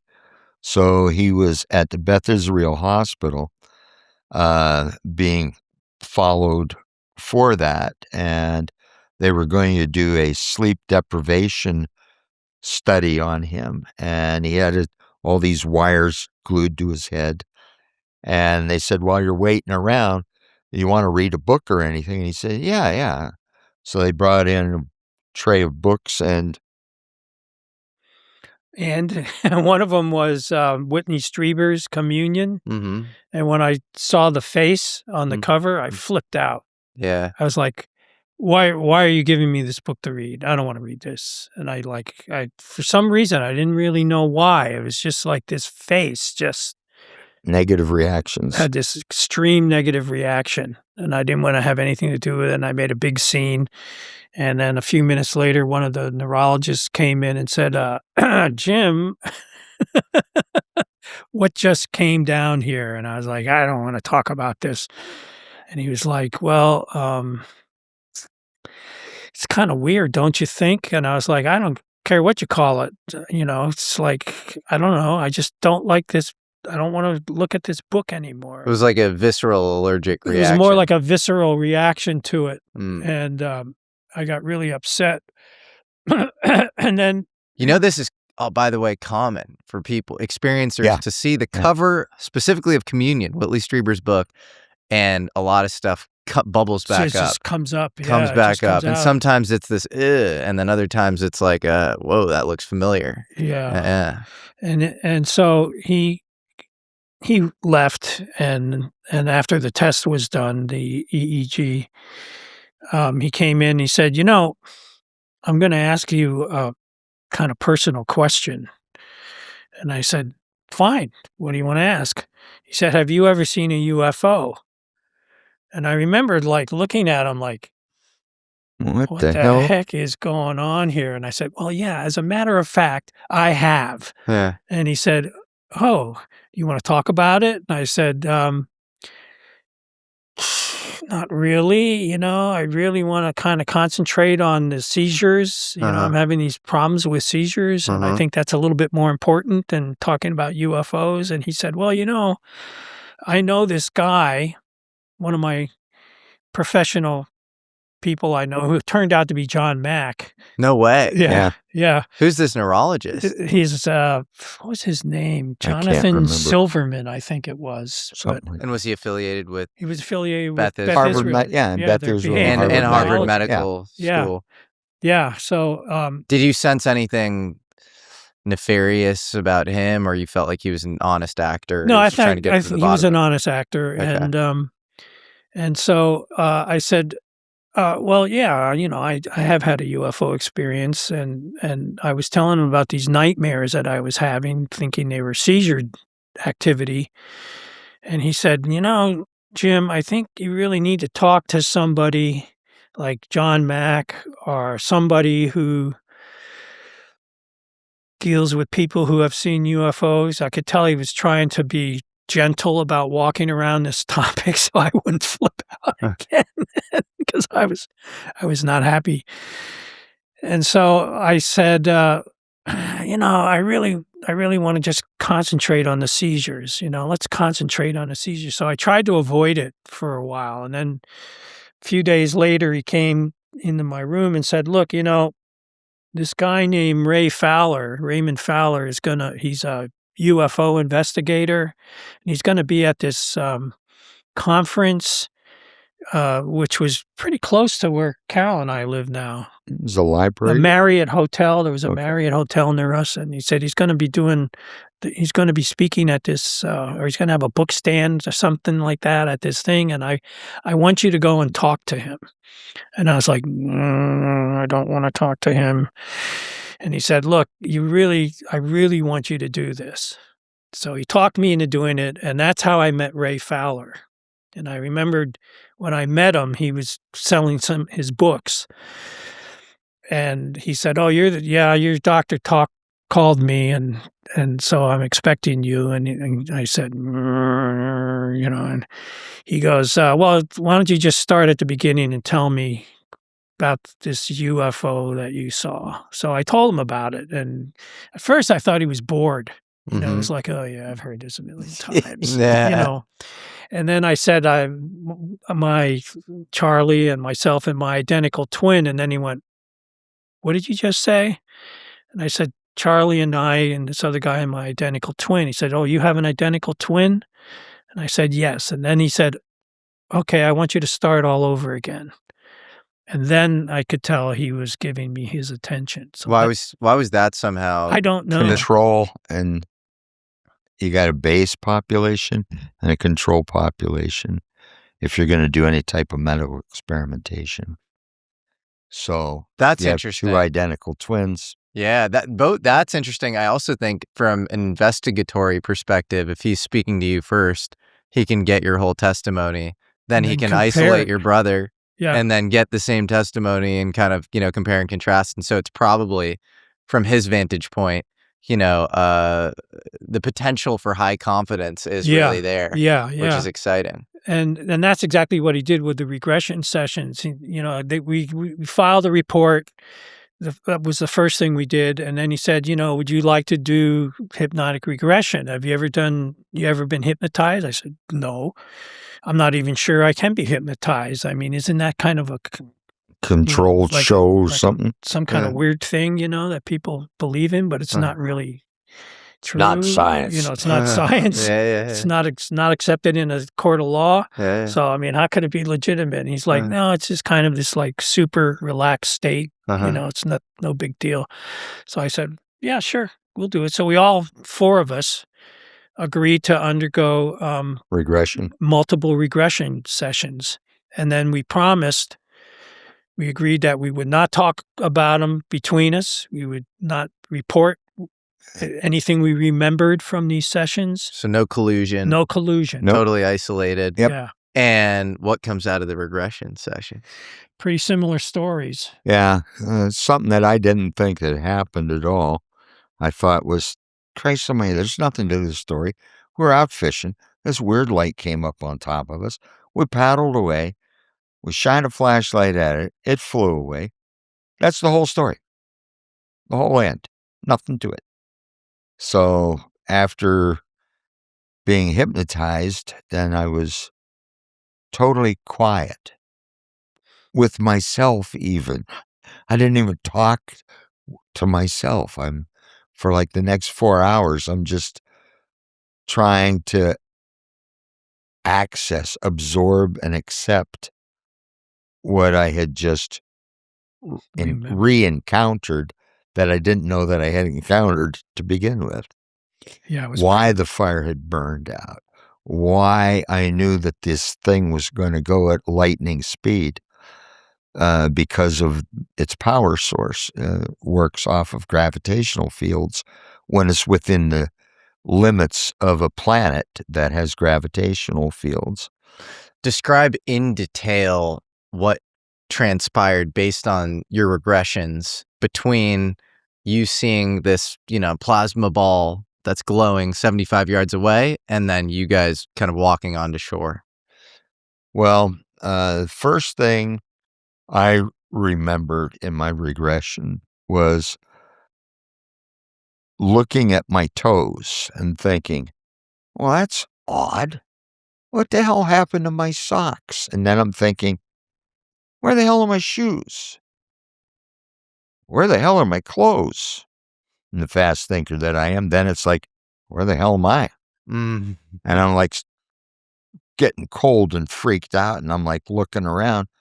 And just beyond my toes, I can see Jack and Jim and this other guy sitting on this bench like they're waiting for a damn bus. And in my mind, I'm screaming. I couldn't articulate, but I'm like screaming, get off your asses. Get over here. Help me. Get me loose. What's going on? And at that time, I was probably about a first-degree black belt in martial arts, Shotokan karate, Goshin Jitsu, Ishiru, Pukalan, Whoa. and Aikido. So I studied mostly Aikido for many years, but at any rate, I could take care of myself in a fight. I'd had people attack me with knives and weapons, and I defended myself successfully. But here I am, butt naked, and I'm as helpless as an infant. I just, it was rough for me to kind of cope with that for a while. And then I'm struggling to get up, and I had that sensation of movement. I look up, and I see this face bending down to look into my eyes. So I dropped my head to move as quickly as I could, and I probably only moved my head like another 3 or 4 inches till I was making contact with the surface I was laying on, and I couldn't go backwards any further. So you were laying horizontally On a table, yeah. on. What did the table feel like? Kind of like a chilly, like this room is chilly. Yeah. It felt chilly, very sterile, very much like an emergency room setting in a way. And then I recall this panel coming down from somewhere above my head, and it was over my chest, and it basically covered my entire torso. And then this blue light came straight down out of it, and it had like definite dimensional quality to it. The light did. I mean, it isn't like take your flashlight or anything and you shine it and the light spreads and travels. This was focused. It was localized into one shape, and that was emitted straight down onto my torso. And there were like 2 beings to my left doing whatever to this panel. I had this one at my head and another at my feet. And they began a clinical examination of me, for lack of another term at all. What did the beings look like? Like, what did the face look like when you're lifting your head up and you see this other head above yours? Leaning down? Yeah. Well, I got artwork of it in the computer, but and it's in the book as well. A sort of like a bulbous head with large eyes, no nose like us, and no mouth like us. It was sort of like a slight slit area in the chin. No ears like we have protruding. They were like just a lump, and not like a lump or a blob or anything, but like a slight bump out from the skull. Are you freaking out? Freaking out. I'm beyond freaked out. I mean, here I was, an individual. I mean, hell, I defended myself against 7 armed kids in Boston a number of years ago. I had 7 kids come at me with weapons, and I had no fear of them whatsoever. I just told them they'd made an error in judgment. I just had to let them know that they had truly made one. With your words and with your moves. Well, yeah, I let them know a thing or two. So there you go. But at any rate, I couldn't do diddly to protect myself or do anything. So, I mean, at that moment on that craft, but I was told not to resist, not to fight. I wasn't in any danger. Just comply and everything will be all right. And I'm there like, oh, I can do that. Were you told telepathically? Yeah. When I was, well, you've had the experience of being on a roller coaster when it drops and your stomach stays up around your shoulders. Sure. I had a physical sensation like that, but it wasn't my stomach. It was like my mind when I looked into these eyes, it was like two magnets grabbing one another instantly. And I mean, it was like, I understand what you're asking of me. I believe you. Instantaneous Instantaneous. comprehension of their intention. Absolutely. Interesting. Absolutely. And so I'm there like, well, okay, well, I'm not going to get hurt. I'm going to get released. So, all right. Were they gray in color? Or? Yes. Okay. Yeah. They were grayish in color. Do you remember how tall? Under 5 feet, spindly. Their hands had 4 digits, not 5 or 3, as are portrayed in a lot of our science fiction films. Their hands had 4 digits that hang straight down. And the center of the hand had like an articulation ability, so they would have 4 opposable digits, where we only have 1, our thumb. These beings had 4 opposable digits, and that was the way all their technology was geared toward their hands. Just like our world is designed because of our hands, how our hands work to use tools.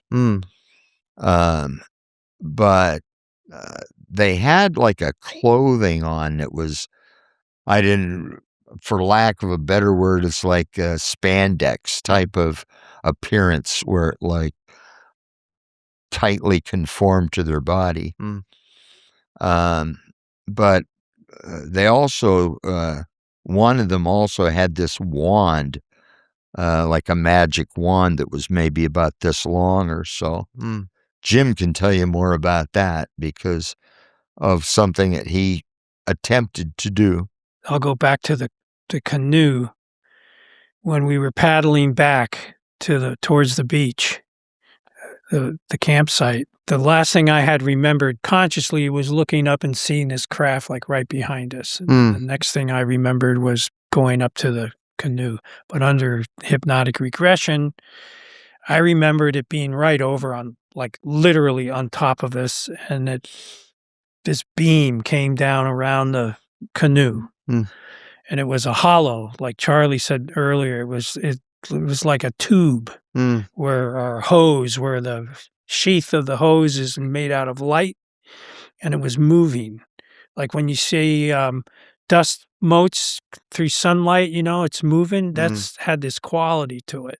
But the inside was dark. And I remembered looking up, straight up into the top of this tube, and it was dark in there, but there was something moving. I could tell there was still something moving up there. And I remember thinking, oh, shit, this is bad. And then the next thing I remembered was being in a room. Chuck, Rack, and Charlie were sitting on this bench. And I think I remembered I was standing near it.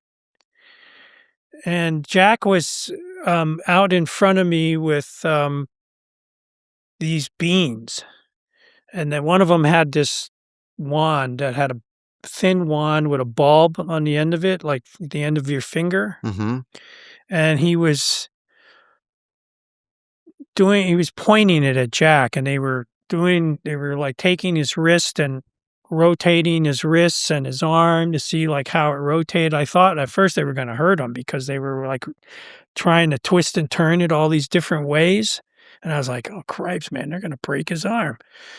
And then they had lifted his head back and they were like examining his throat. And they had another thing that looked like it was a little flashlight, like a pencil light flashlight that they were looking in his eyes with. And then I remembered them walking him away into this other area. There was like a hallway or something. And they took him in through there, and then they came for me. And they were doing the same thing to me. And then when they went to walk me through this area I didn't want to go because I was terrified. I thought, that's it. We're going to get dissected. This is not going well at all. And I didn't get any messages saying just relax or we're not going to hurt you. I didn't get anything like that. And I didn't want to go through this doorway or into this other area. And one of them that had this wand took it and they jammed it in my rib, in between my ribs, and I was like, I didn't hear anything. It wasn't like a verbal message, but I just had this understanding that if I didn't cooperate, I was going to be in trouble, that I had to cooperate. Was there any sort of surgical implantation of anything or removal of anything? Well, I remembered them taking sperm sample. Mm-hmm. And then at one point I remembered, this was over 2 sessions. The first hypnotic session, I remembered their bodies, but I couldn't get their faces. For some reason, I just could not see their faces, or I didn't want to see their faces. And then in the second session, their faces finally came through, and I remember screaming, "They're bugs. They look like bugs." And they had this kind of, it looked like a shape of an ant, they had a bulbous top head and had these big eyes that were more laterally situated rather than in the front. No nose, slit for a mouth. And I couldn't tell if it was the actual head or whether there was a mask there of some sort. And I thought they reminded me of like an ant head or an insect head. Are there any details from each of your individual isolated regressions where you were kind of separated from each other? Any details that were inconsistent between your accounts, or did they all line up? Some small details were different. Like I remembered the device that they used to get the semen, store the semen. Mm-hmm. I remembered it being more like a tubular shape with a round bottom. And there was a smaller flange on the neck. But like when they took the semen from me, I was so terrified. My Johnson was like 3 inches inside of me. It was like, you are not getting there. And so then I got this impression that things are you better change your ways or, so I actually like forced myself to get an erection. And then they brought out this thing for me to, ejaculate in. Whereas Jack remembered more of a conical shape device with a wand coming, like a spike coming out of it or a needle coming out of it that they actually inserted into his penis to get the sample. So that was different between his recollection and my recollection. Or it could have been different instrumentation or whatever. Yeah, it could have just been because of the way. I mean, I remembered they let me sit up to do it. I remember saying, I can't do this laying down. I got, let me sit up, and then I was able to function. And then there was another time, I don't know if they did the same thing to Jack or not. No, I can't remember. But at one point, I remembered laying on a table, and there were two beings at my shoulders behind me, and 2 at my feet, and 2 next on either side. And I remembered thinking, I was terrified. And I didn't trust these things. And so at one point, I'm almost ashamed to say, I thought, maybe if I kill one, I can create a distraction and get out of here. I can escape. And as soon as I had that thought, because I had these really like thin pencil-like necks, I had these like thin necks, I thought, I could get my hand around there and just... And as soon as I had that thought, the ones who were near my shoulders and on the side, they moved away so fast it was like a blur. And then one of the ones that were at my feet, it was weird. He kind of like reached up in the air with his arm. They had these long long, thin, articulated arms. And when he came down, he had this thing in his hand that looked like a flattened hockey. It was like a hockey puck, but it wasn't like perfectly round. It was more like an oval shape, and it had rounded edges instead of the sharp edges a hockey puck has, but it was like the size of a hockey puck, maybe a little smaller. And they put one on the outside of each one of my shins, and then I couldn't move my legs. Like no matter how hard I tried, I couldn't move my legs. Did you ask them any questions about who they were and where they were from? Or No, No. I didn't. yeah, Didn't even get a damn T-shirt. I mean, no souvenirs. you know, like I And said goodie bag. earlier, it was like I got the clear impression that these, whatever they were following a procedure. Yeah. It was, step 1, step 2, step 3, step 4. I Was don't this remember them putting me in any machines. Jack, they got a lot more out of Jack than they did me because I was like so terrified all the time that Ray thought I was going to have a seizure. So they had to keep bringing me out of the hypnosis so I wouldn't have a seizure because I would be like freaking out during these sessions. Wow.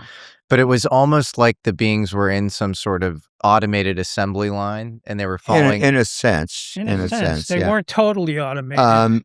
Just a footnote about what Jim had just mentioned about these discs being placed on his ankles. On his legs for several years thereafter, I don't know if it's that way now, hair didn't grow there. It was like a bald patch on its Whoa, legs. really?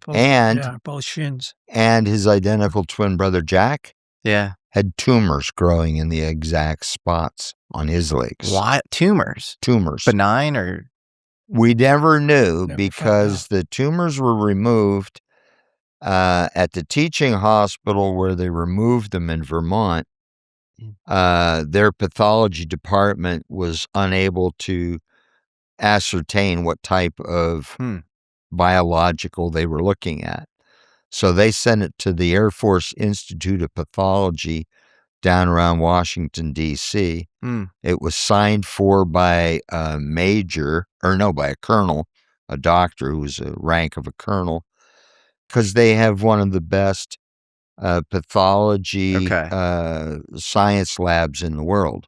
Got it. Yeah, So- when they removed this thing on his shin, it looked like a piece of chewed gum. bubble gum, pink in color, hard. And they said in the report that it resembled a type of growth that is common when you have bone marrow taken out of a bone. You get this kind of tissue that grows on the wound. That's what they said. They didn't know what it was, but that was what that was the Appeared. closest thing that they could describe it as. Whoa. Did any of you guys end up with any implants? Anything inside of your body? I don't know. think so. I used to have a head of hair. Does that count? No. Oh, okay. I have like a small punch biopsy scar up near my scrotum that I had never known before.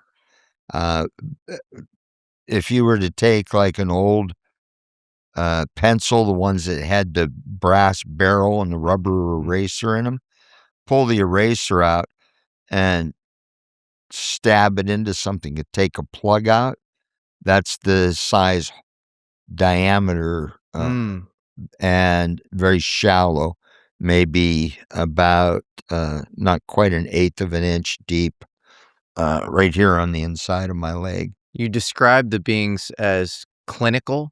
Very clinical, yeah.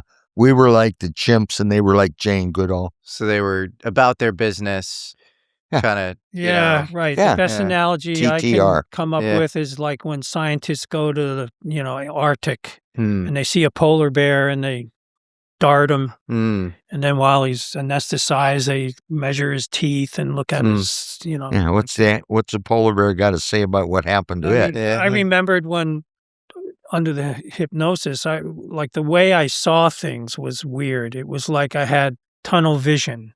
I could see clearly you, but out here everything was fuzzy. and unclear. Did all of the hypnotic regressions line up? Because all 4 of you did hypnotic Yes. regression? Yeah. Did Yeah. all of Over them? a period of about almost a year. Uh-huh. Do you have the audio? Ray certainly has. I don't.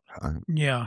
Would I be able But to listen to that? some of the hypnotic regressions are word for word in his book. Would I be able to listen to the audio? You'd Well, have you'd to have ask to get him. Ray Okay. if he Yeah, even 'cause he still owns- has that stuff. Okay. But if you do go to the library or get a copy of his book, The Allagash Abductions, it has direct quotes from the regression Okay. questions as well as our responses And their analysis. and their analysis of Yeah, them it's as the well. best book on the case. Did John Mack oversee any, or did John Mack review any of the hypnotic regression audio or any of the material there? I don't know what I'm John sure he did, must but, have over the years because we've known John for many years, Yeah. over 20 years. Yeah, over 25 I went to before his- he died. After Ray had gotten finished with his investigation, I was, he said, because during the investigation, he said, I don't want you to read any books. I don't want you to talk about it to one another or really anybody else because I don't want to like pollute. Yeah. Well, hopefully To now he research. would, after having written his book, hopefully the audio, the raw source material, he would sort of open source because I Well, think we- if anybody, we- if anybody should be in possession of it, it should be you guys, to be honest. I mean, we could have purchased the complete manuscript. I mean, and that includes all of the hypnotic regressions transcribed verbatim, word for word. Mm. But that thing was like literally Yeah, they're really almost a each foot one is- thick Well, hey, of paper. now and we I'm- have a little thing called AI, and you run it through, and you just say, describe, these accounts, and Session give us three, us a summary, and then you can query it, and so I think Huh. it'd be really cool to get these things kind of Yeah. digitized and Yeah. and then run it through the AI, and you'd be able to ask it questions and stuff. Sounds like Yeah, it you might be- found a project for It might yourself. be Oh, worth I'm your ready. while Let's to get do a it. hold of Ray. Yeah, I'll try to get in touch with Ray, and that'd be cool. Fascinating. What was John Mack like? I am a longtime, admirer of his. Obviously, rest in peace. Well, I went to his support group for a while after Ray was done with his investigation. And Jim, real quick, just for the audience, for basic context, John Mack was the head of the Harvard Psychiatry Department and brilliant guy. He actually even wrote the Pulitzer Prize-winning, I believe, Lawrence of Arabia. Yeah. That's right. Was an book, expert on him. the Prince of Disorder, Yeah. and as really kind of a mystic in his own right, but also obviously academically as credentialed as it gets. And towards the end of his career, he started to, because he was a clinician, see people who had missing time and get into the whole, alien abduction phenomena, and was actually childhood friends serendipitously with Bud Hopkins, who was this, amazing aggregator of a lot of these experiences himself. So go on. Yeah. So anyway, my impression of John when I first met him was I knew that he was a psychiatrist Mm. and he was affiliated with Harvard and he had credentials up the kazoo. And so when I went to his support groups, I noticed that they were, from my perspective, I saw two different camps of people. One camp, which I considered myself a member of, was the nuts and bolts. I called it the nuts and bolts. I want to see physical evidence. I want to see physical beings. Mm-hmm. And then the other camp was more of a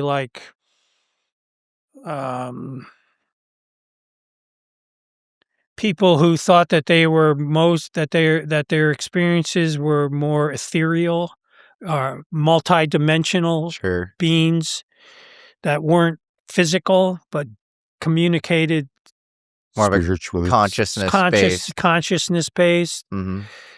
and that these people seemed to think that the aliens were our saviors, that they were going to save the human race, and they were here to uplift our consciousness to a level where there's no more hate or war and all that stuff. which was fine. I didn't have a problem with it. I mean, but I did notice that, and I think John was more the second camp because of his training as a psychiatrist. He, because what a psychiatrist's job to do, their job is to heal people, and these people all had like serious problems dealing with this stuff. It's like, even though we all believe that that these experiences were real for us, it still creates all kinds of psychological problems, how to deal with other people who think you're crazy. Yeah. Or think you're, subhuman for some reason, or something wrong with you because you have these beliefs that are out of the box. And so my impression of John Mack was that he saw it as his mission to help these people become, self-actualized again, where they could live with their experiences without pain or fear or anxiety. Kind of reintegrated back into society and probably simultaneously. And still be able to live with their experiences, because that was the difference between him and the rest of the community, the rest of the psychiatric community, the rest of the psychiatric community, especially at Harvard, which is why they tried to kick him out. Yeah. Was that, no, these people are, they're lunar. There's something wrong with these people. And John was saying, look, I've given them every kind of psychiatric and psychological test I can think of. They're all coming out as normal people. And neither of you had any kind of mental health history prior? No, Yeah. The only mental problems I had was from the seizures. Because I'd have auras, I'd smell things or hear things. Sure. How many beings were on the craft?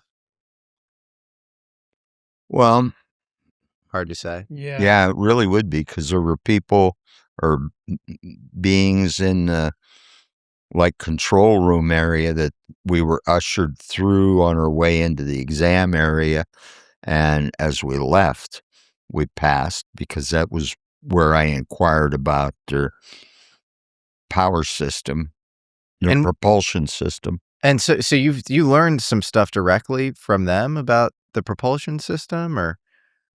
Well, I was explained the way you would explain something to a 6-year-old, that it operates in a similar fashion to the way a submarine can work at different atmospheres in the water, different levels, by the amount of air that it keeps in its inner hull to maintain that depth. And they could match gravitational fields. And so that was the way they were sort of examining example A to what we do. This is the way your submarine works. This is the way our craft works when it's in a planetary gravitational area. So it would, like you mentioned with the submarine, you have a certain amount of air between the inner and outer hull, which manages the depth. Correct. And you're saying that they're doing something similar where they're modulating gravitational fields. Interesting. Yeah. That's fascinating. Yeah. Well, it's good to, think about that. I'll mull that over. Well, I mean, it's just like we can do things magnetically that, where you take the two very powerful magnets and you have the same polarity, you have all this resistance if you try touching them to one another. And their ability was to match in a gravitational field to propel them away from a denser field to a less dense field. I don't know. It's the only way I can think of. Yeah. Did you have any sense of where they came from, why they were taking, samples from you guys? No. It's interesting because the kind of, gamete, semen and egg sample thing comes up a lot. That's very common. It's almost like there's some intergenerational alien breeding program. And that's kind of where you end up with a lot of these guys. Don't we do the exact thing same thing to animals Sure. on our planet? Yeah, we domesticate animals all the time. We breed them. We create new species. We do the same thing with people and dynasty families. It's wild to think that, but it's true. And sometimes I think about these gray alien beings, and you think about what an evolutionary biologist would say a human is evolving into, given that we're being domesticated right now. That is not a controversial thing to say. We are, testosterone is dropping off a cliff. Sperm count is dropping off a cliff for men. We're losing, the melanin in our skin. That happens over a long period of time. So you end up with these beings that, they lose the melanin in their skin. Their prefrontal cortex is larger because decision making is probably more important with the advent of, the AI white collar work age. Their ears and nose become vestigial. We're not hunter gathering. Their eyes become more slit like because we use more screens, and their bodies are sort of wiry and spindly because our physical bodies become less important, and they develop some sort of, latent telepathic power, which you're now seeing, the telepathy tapes and people starting to lend more rigorous scientific credence to the idea that maybe we have this mind matter sort of thing. And so they've selected for all of this stuff that you would expect humanity to select for. It's very interesting. That's right. Yeah. Yeah. I mean, I've heard from some people at some of the conferences where they believe that they're actually us from the future. Yes. Yeah, exactly. There's a guy named Mike Masters. And then I somehow think that, that's a really interesting theory that's important. And then it's somehow too simple. Like there's something else going on too, Yeah. But it's always hard to theorize. The problem I always have is the interdimensional stuff against the physical. I mean, if they can travel interdimensionally, why do they have craft? What do they need a craft for? Yeah. It's like what? Yeah, it's almost like some of these things are symbolic memes that change over time, and that would be the Jacques Vallée idea. Yeah, I mean, is that craft that we saw really something physical, or just something they wanted us to see as physical? I don't know. Did any of you? So the physical evidence would be like the ankle, your hair not growing around your ankle, your brother having tumors in the same spot, tumors in the exact same spot. Anything else as far as like a physical, remnant of the experience? Well, one of the things that has always fascinated me personally was the fact that all of us, or the three of us, most certainly had major changes in the direction of our lives and our artwork after the Allagash, where I was training myself to be a school teacher to work with children teaching art. I ended up becoming a medical artist, working with medical scientists, medical researchers, and being aware of all kinds of new technologies.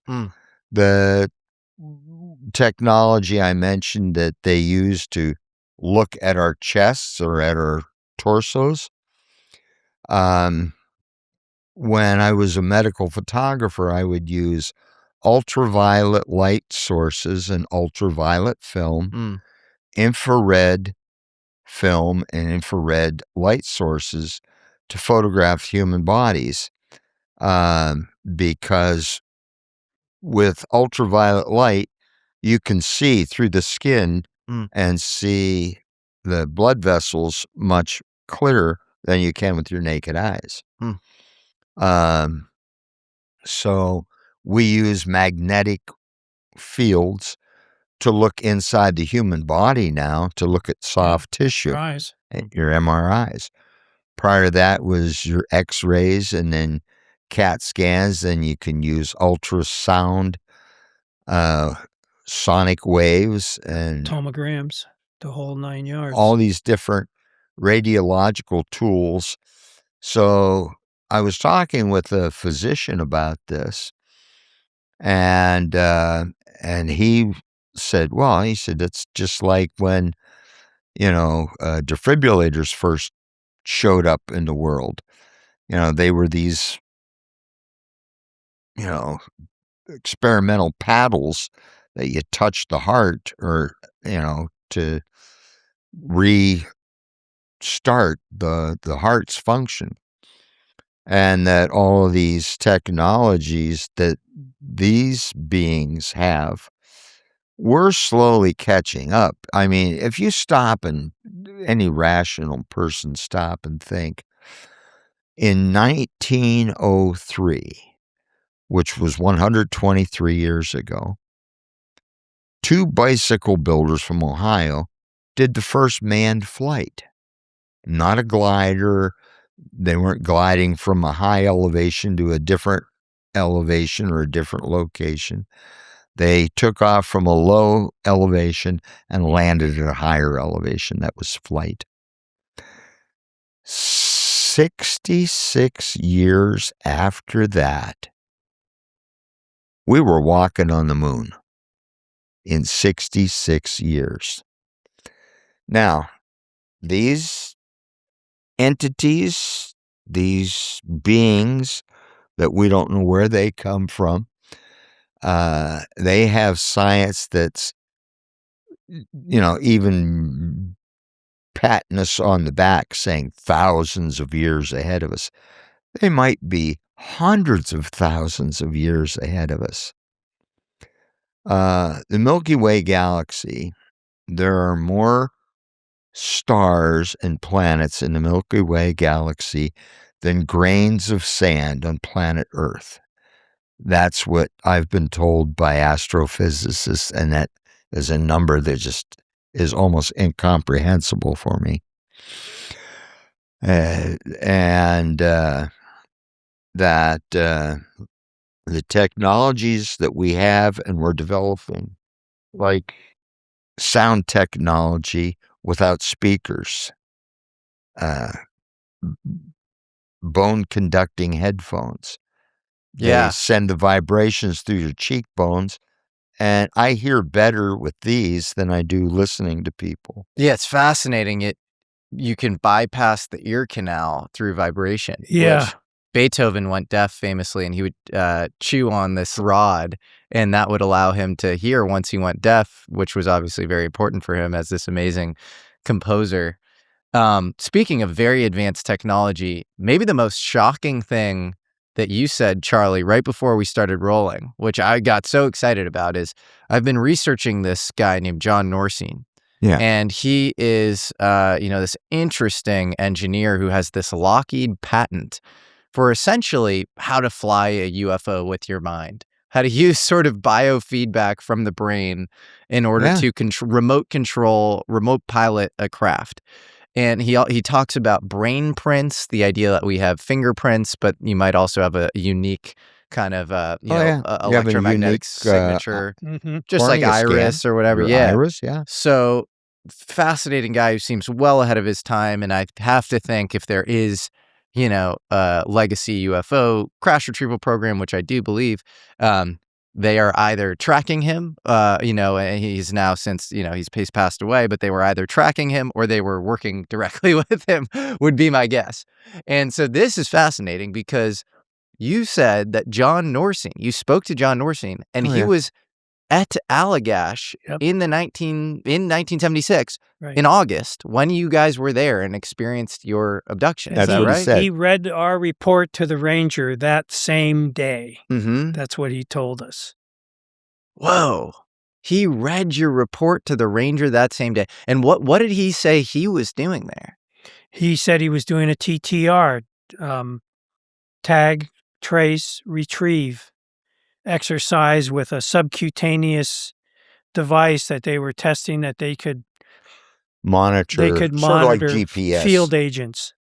We tell them like blood pressure, heart rate, that sort of stuff. So he location. What exactly would he would put like this like RFID chip or something on some other military folk, and they would sort of go off into Allagash, and they were testing to see how well they could track these people. Them. Exactly. That's so fascinating. That's what he told us.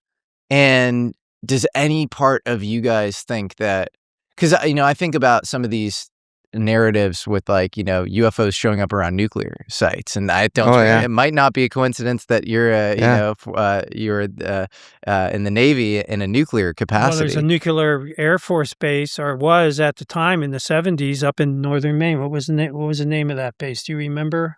Oh, it wasn't an Air Force guy. Loring Air Force Base. Yep. But this was was it near Allagash? Yeah, 90 miles away from Allagash. Okay, interesting. In northern Maine, and it was a secret nuclear base. They had a episode, it was either 1975 or 1976, where craft were coming over the base, and these laser-type beams were coming out, and they were mapping the nuclear stockpiles. And this is around the time that you guys had your experience. I don't know if it was around the same time. You said 75 or 76. 76, yeah. Yeah, well, that's around the same time. Yeah. Well, there's like many reported incidents over our nuclear missile sites where these craft would appear above them, and then all the missiles go offline. All their computers shut down. Yep. And they go into a massive freak out. Oh, yeah. I've interviewed a lot of those guys firsthand, and I think they're all legit. So 90 miles away, you had this Air Force base. They reported UFOs showing up within a year or two of your experience, with lasers shooting out of the UFOs, seeming to sort of, track or do. Well, they were definitely mapping the bunkers.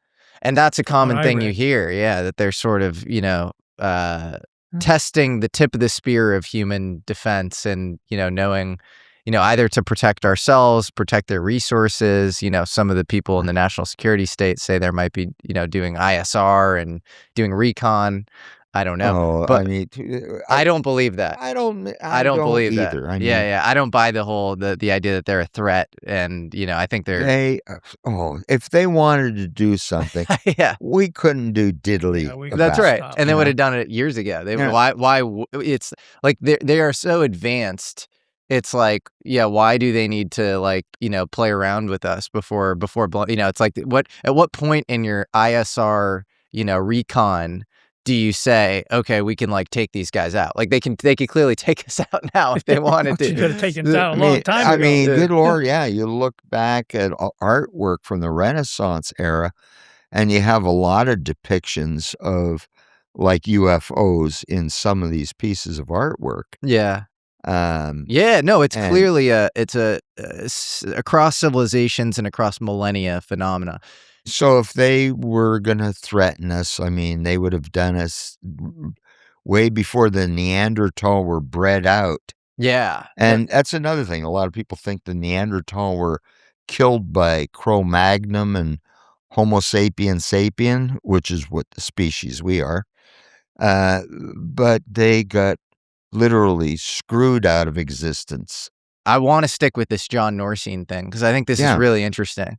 So he was doing TTR, this sort of tracking thing of other, fellow military combatants or something, seeing if they'd go out in the field and track them. I believed him. I got to know John pretty good. How'd you meet him? We met him at mutual friend of ours down in Newport. Would bring together experiencers. And she's somebody researchers. Was he an experiencer, Norseen? No, he was working with an artist in Jamestown across the bay. What was he doing when you met him? Do you know what his job was?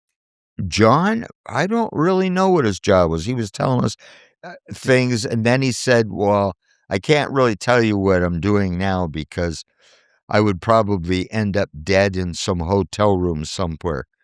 And I was exactly what happened to him. And he ended up dead in a hotel room? Yep. Yes, exactly. No way. Down in Tennessee, was it? I don't remember. Somewhere, I think it was. They claimed it was a heart attack, but he told us at Ann's.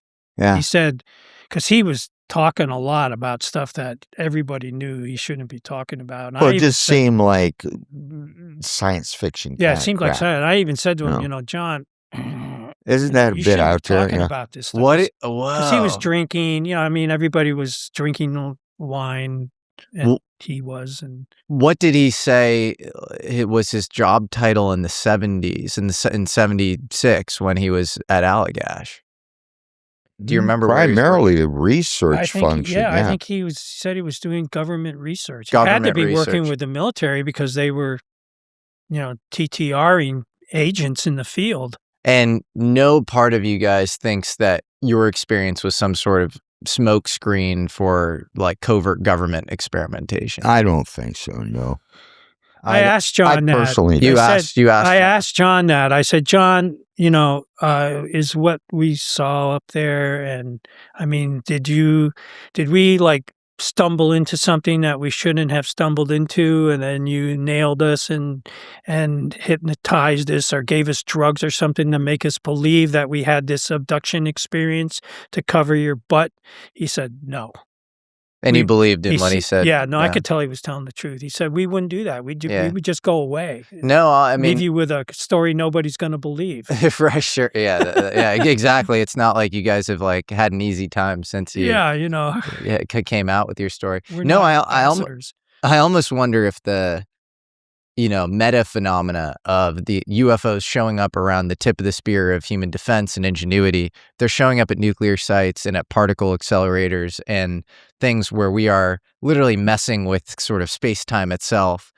You could imagine them maybe being interested in a, chip tracking, human experiment and them showing up around that. So, I think the kind of easy, lazy skeptic thing would be to say that, it's a smokescreen for some MK Ultra thing. Yeah. But maybe the more interesting and possibly true narrative would be that their activities, which were seemingly covert, might have attracted the phenomena itself. Well, that's what John. That's what John told There's me. Alexander Graham Bell. Let's go down and listen to what he's saying. Yeah, exactly. But you're saying that's what John literally told you? That's what he believed too. That's interesting. That the experiments that he was conducting may have been just attracting these things. When did he ended up dead in a hotel room? I forget what year it was. In fact, it followed a really weird email that I had gotten from him because he had contacted me via email. He was an RVer. He was one of the early RVers. Yeah. And remote viewers. Yeah.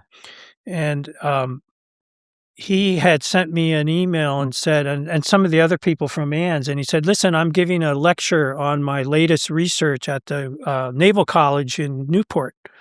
Do you want a VIP pass to come and attend it? And I was like, oh, yeah. So he said, okay, I'll get it all set up. And then at the end of his email, he was into, I forget what the term is for this kind of use of language. Semiotics, yeah. He was really into that. Yeah. And at the last sentence in his email said, he said, I RV'd the upcoming lecture, John not heard nor seen. Whoa. And I remember calling Ann and saying, hey, Ann, like, what the heck does this last sentence mean? John not heard nor seen. I know he's in the semiotics and stuff, so, not nor seen is his last name, but John not heard nor seen. And then just like 2 weeks after that, he was found dead in a motel room somewhere. Jesus Christ. So that was some sort of code where it's like he remote viewed his own death. He remote viewed it and he wasn't there. And this was code to say he's not heard nor seen. Yeah, I mean, what else could that mean? Oh my God. I mean, what? And this is nuts. And he probably was working on program stuff. Who knows? I mean, he was working at that time with this amazing artist in Jamestown, Duncan Laurie is his name. He's a sculptor, glass artist. But at that time, John was working with him on life energy auras around like rocks and plants and things like that. Bioenergetics, yeah. Very interesting. Very, yeah. Well, this is a wild and very interesting interview. I feel like we could go on forever, but Charlie, you had, because you were in the Navy, you had a very interesting UFO experience that I want to get into. Yeah, in May of 1970, we were off the coast of Spain doing what we had gone out there to do. And it was just after we've knocked off working for the day, waiting for the call to evening meal. There were about 24 of us that went up on the main deck. Have cigarettes, kick around, kill some time until it's time to go eat. We had a commissioned officer who was a lieutenant, a highest ranking enlisted, which was a chief petty officer, and then descending ranks from there. And one of the guys said, "What the F is that?" And so we all kind of like turned to look toward the stern of the ship. And just as I was looking back, I saw these two lights coming toward us. I mean, faster than you could swing your arm from your shoulder to directly in front of you and come to a stop. These things were going faster than that and came to a complete stop. And we observed them for almost 2 minutes, 2 full minutes. And one of these points of light or spheres ascended so quickly that it went from like a point of light to a line and was gone. Just snip, nip. But less time than it did for me to say that. Snip, nip, and it was gone. And then about 30 seconds later, the other one did the exact same thing, and they both went vertical, straight up, so fast you just couldn't believe what you were looking at. So we turned to the officer that was there, and we said, "Sir, what the hell was that?" And he looked at the chief, then he looked at us, and he looked at the chief, and he looked back at us, and he said, "If I were you guys, I wouldn't say anything to anyone anyhow, because no one's going to believe you. And this topic's closed." And with that, he turned and ran up into officer's country. And I've never forgotten that verbatim quote. You know, nobody's going to believe you anyhow.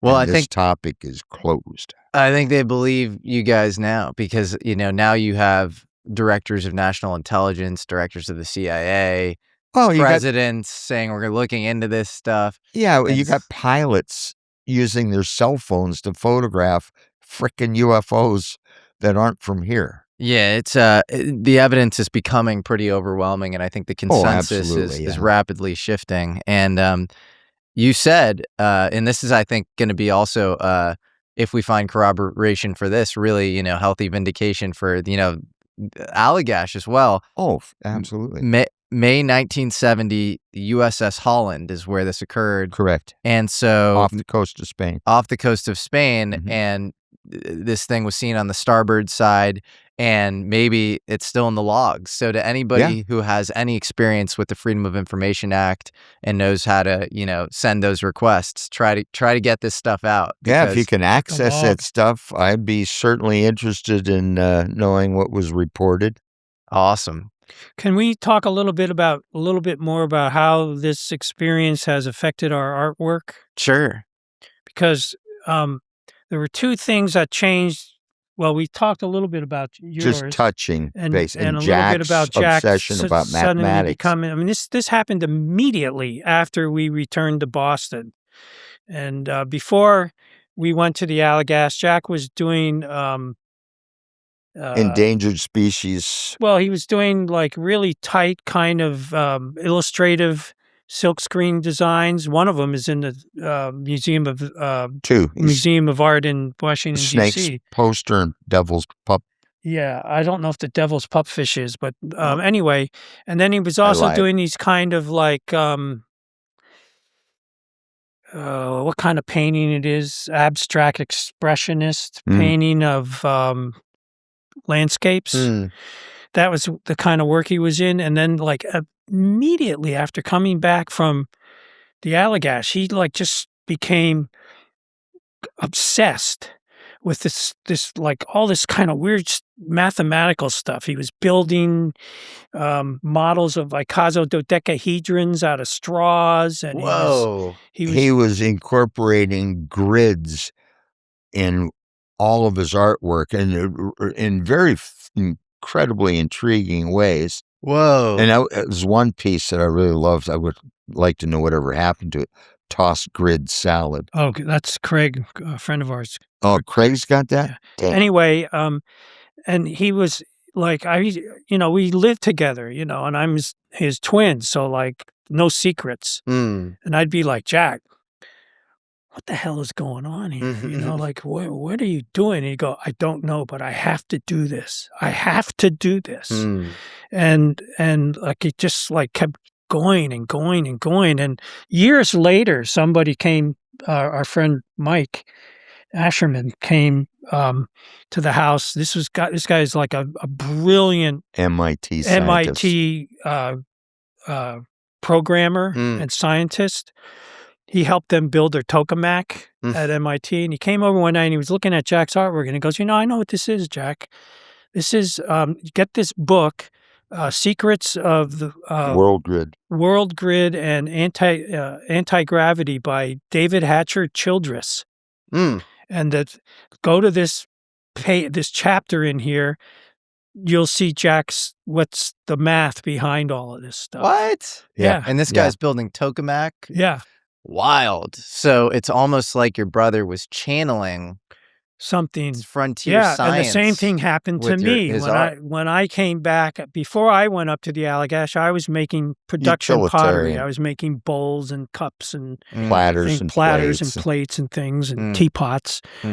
And when I was like just days after this event on the Allagash, I had this epiphany. I mean, it was like an epiphany. It's the only word I can think of to describe it. All of a sudden, this thing came into my head, fully developed, that I could, if I worked with clay this way, I could do this like really unique kind of creations with clay they're so far total opposite of production pottery. And I became obsessed with this stuff. I almost got kicked out of the program because of it, but I stayed with it and I managed to convince them that this was something legitimate that I really wanted to some of the most amazing look at. Amazing artwork. And then in addition to that, I became obsessed, like my brother, on ancient architecture. Places like Teotihuacan and Tiwanaku, Baalbek, and the temples in Southeast Asia, Angkor Wat and Angkor Thom, and the pyramids.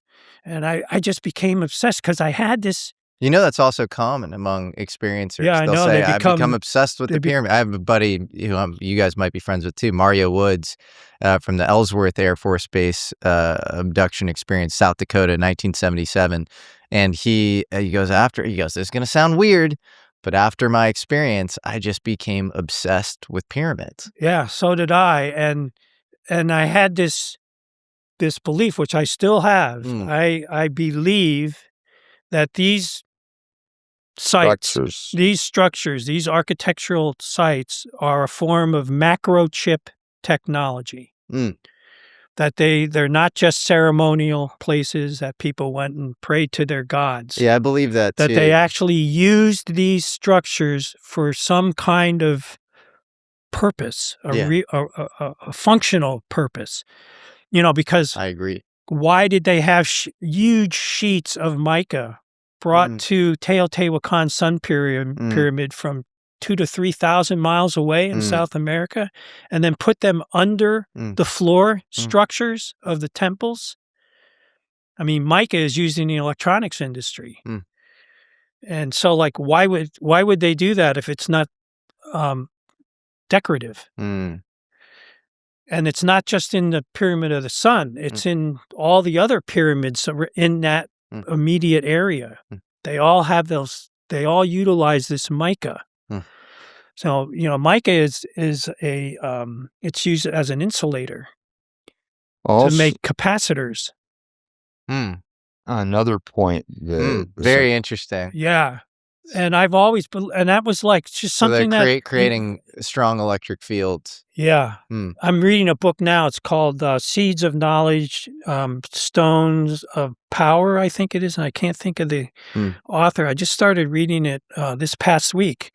Found it on Amazon, where these researchers went to all these pyramid sites in Mesoamerica, Europe, Egypt, and they took measurements of the electrical fields, field energies of these locations. And they claim in their argument in their book that these peoples, the Incas and the Aztecs, the Mayans, the Olmecs, were using these structures to make their seed more virulent. And that so they started doing tests at these same sites with bags of seeds or whatever containers of seeds, and they found out that they increase yield per acre like 3 to 5 times. It's like electroculture or something. Yeah. Ancient Bioelectrics. Yeah. Fascinating. Well, Jim, Charlie, this was an absolute honor. It was a lot of fun. And Thank you. Yeah, it was really amazing to hear your story. And, I hope people start to, use the Freedom of Information Act to try to get to the bottom of the 1970 experience as well. That'd be interesting. I'd like to know. And I want to give a shout out to the great James Fox for the very generous introduction here. And thank you both for your time. Well, you're very, Thank very you, welcome. Jesse. It's been an honor, Jesse. Oh, all mine.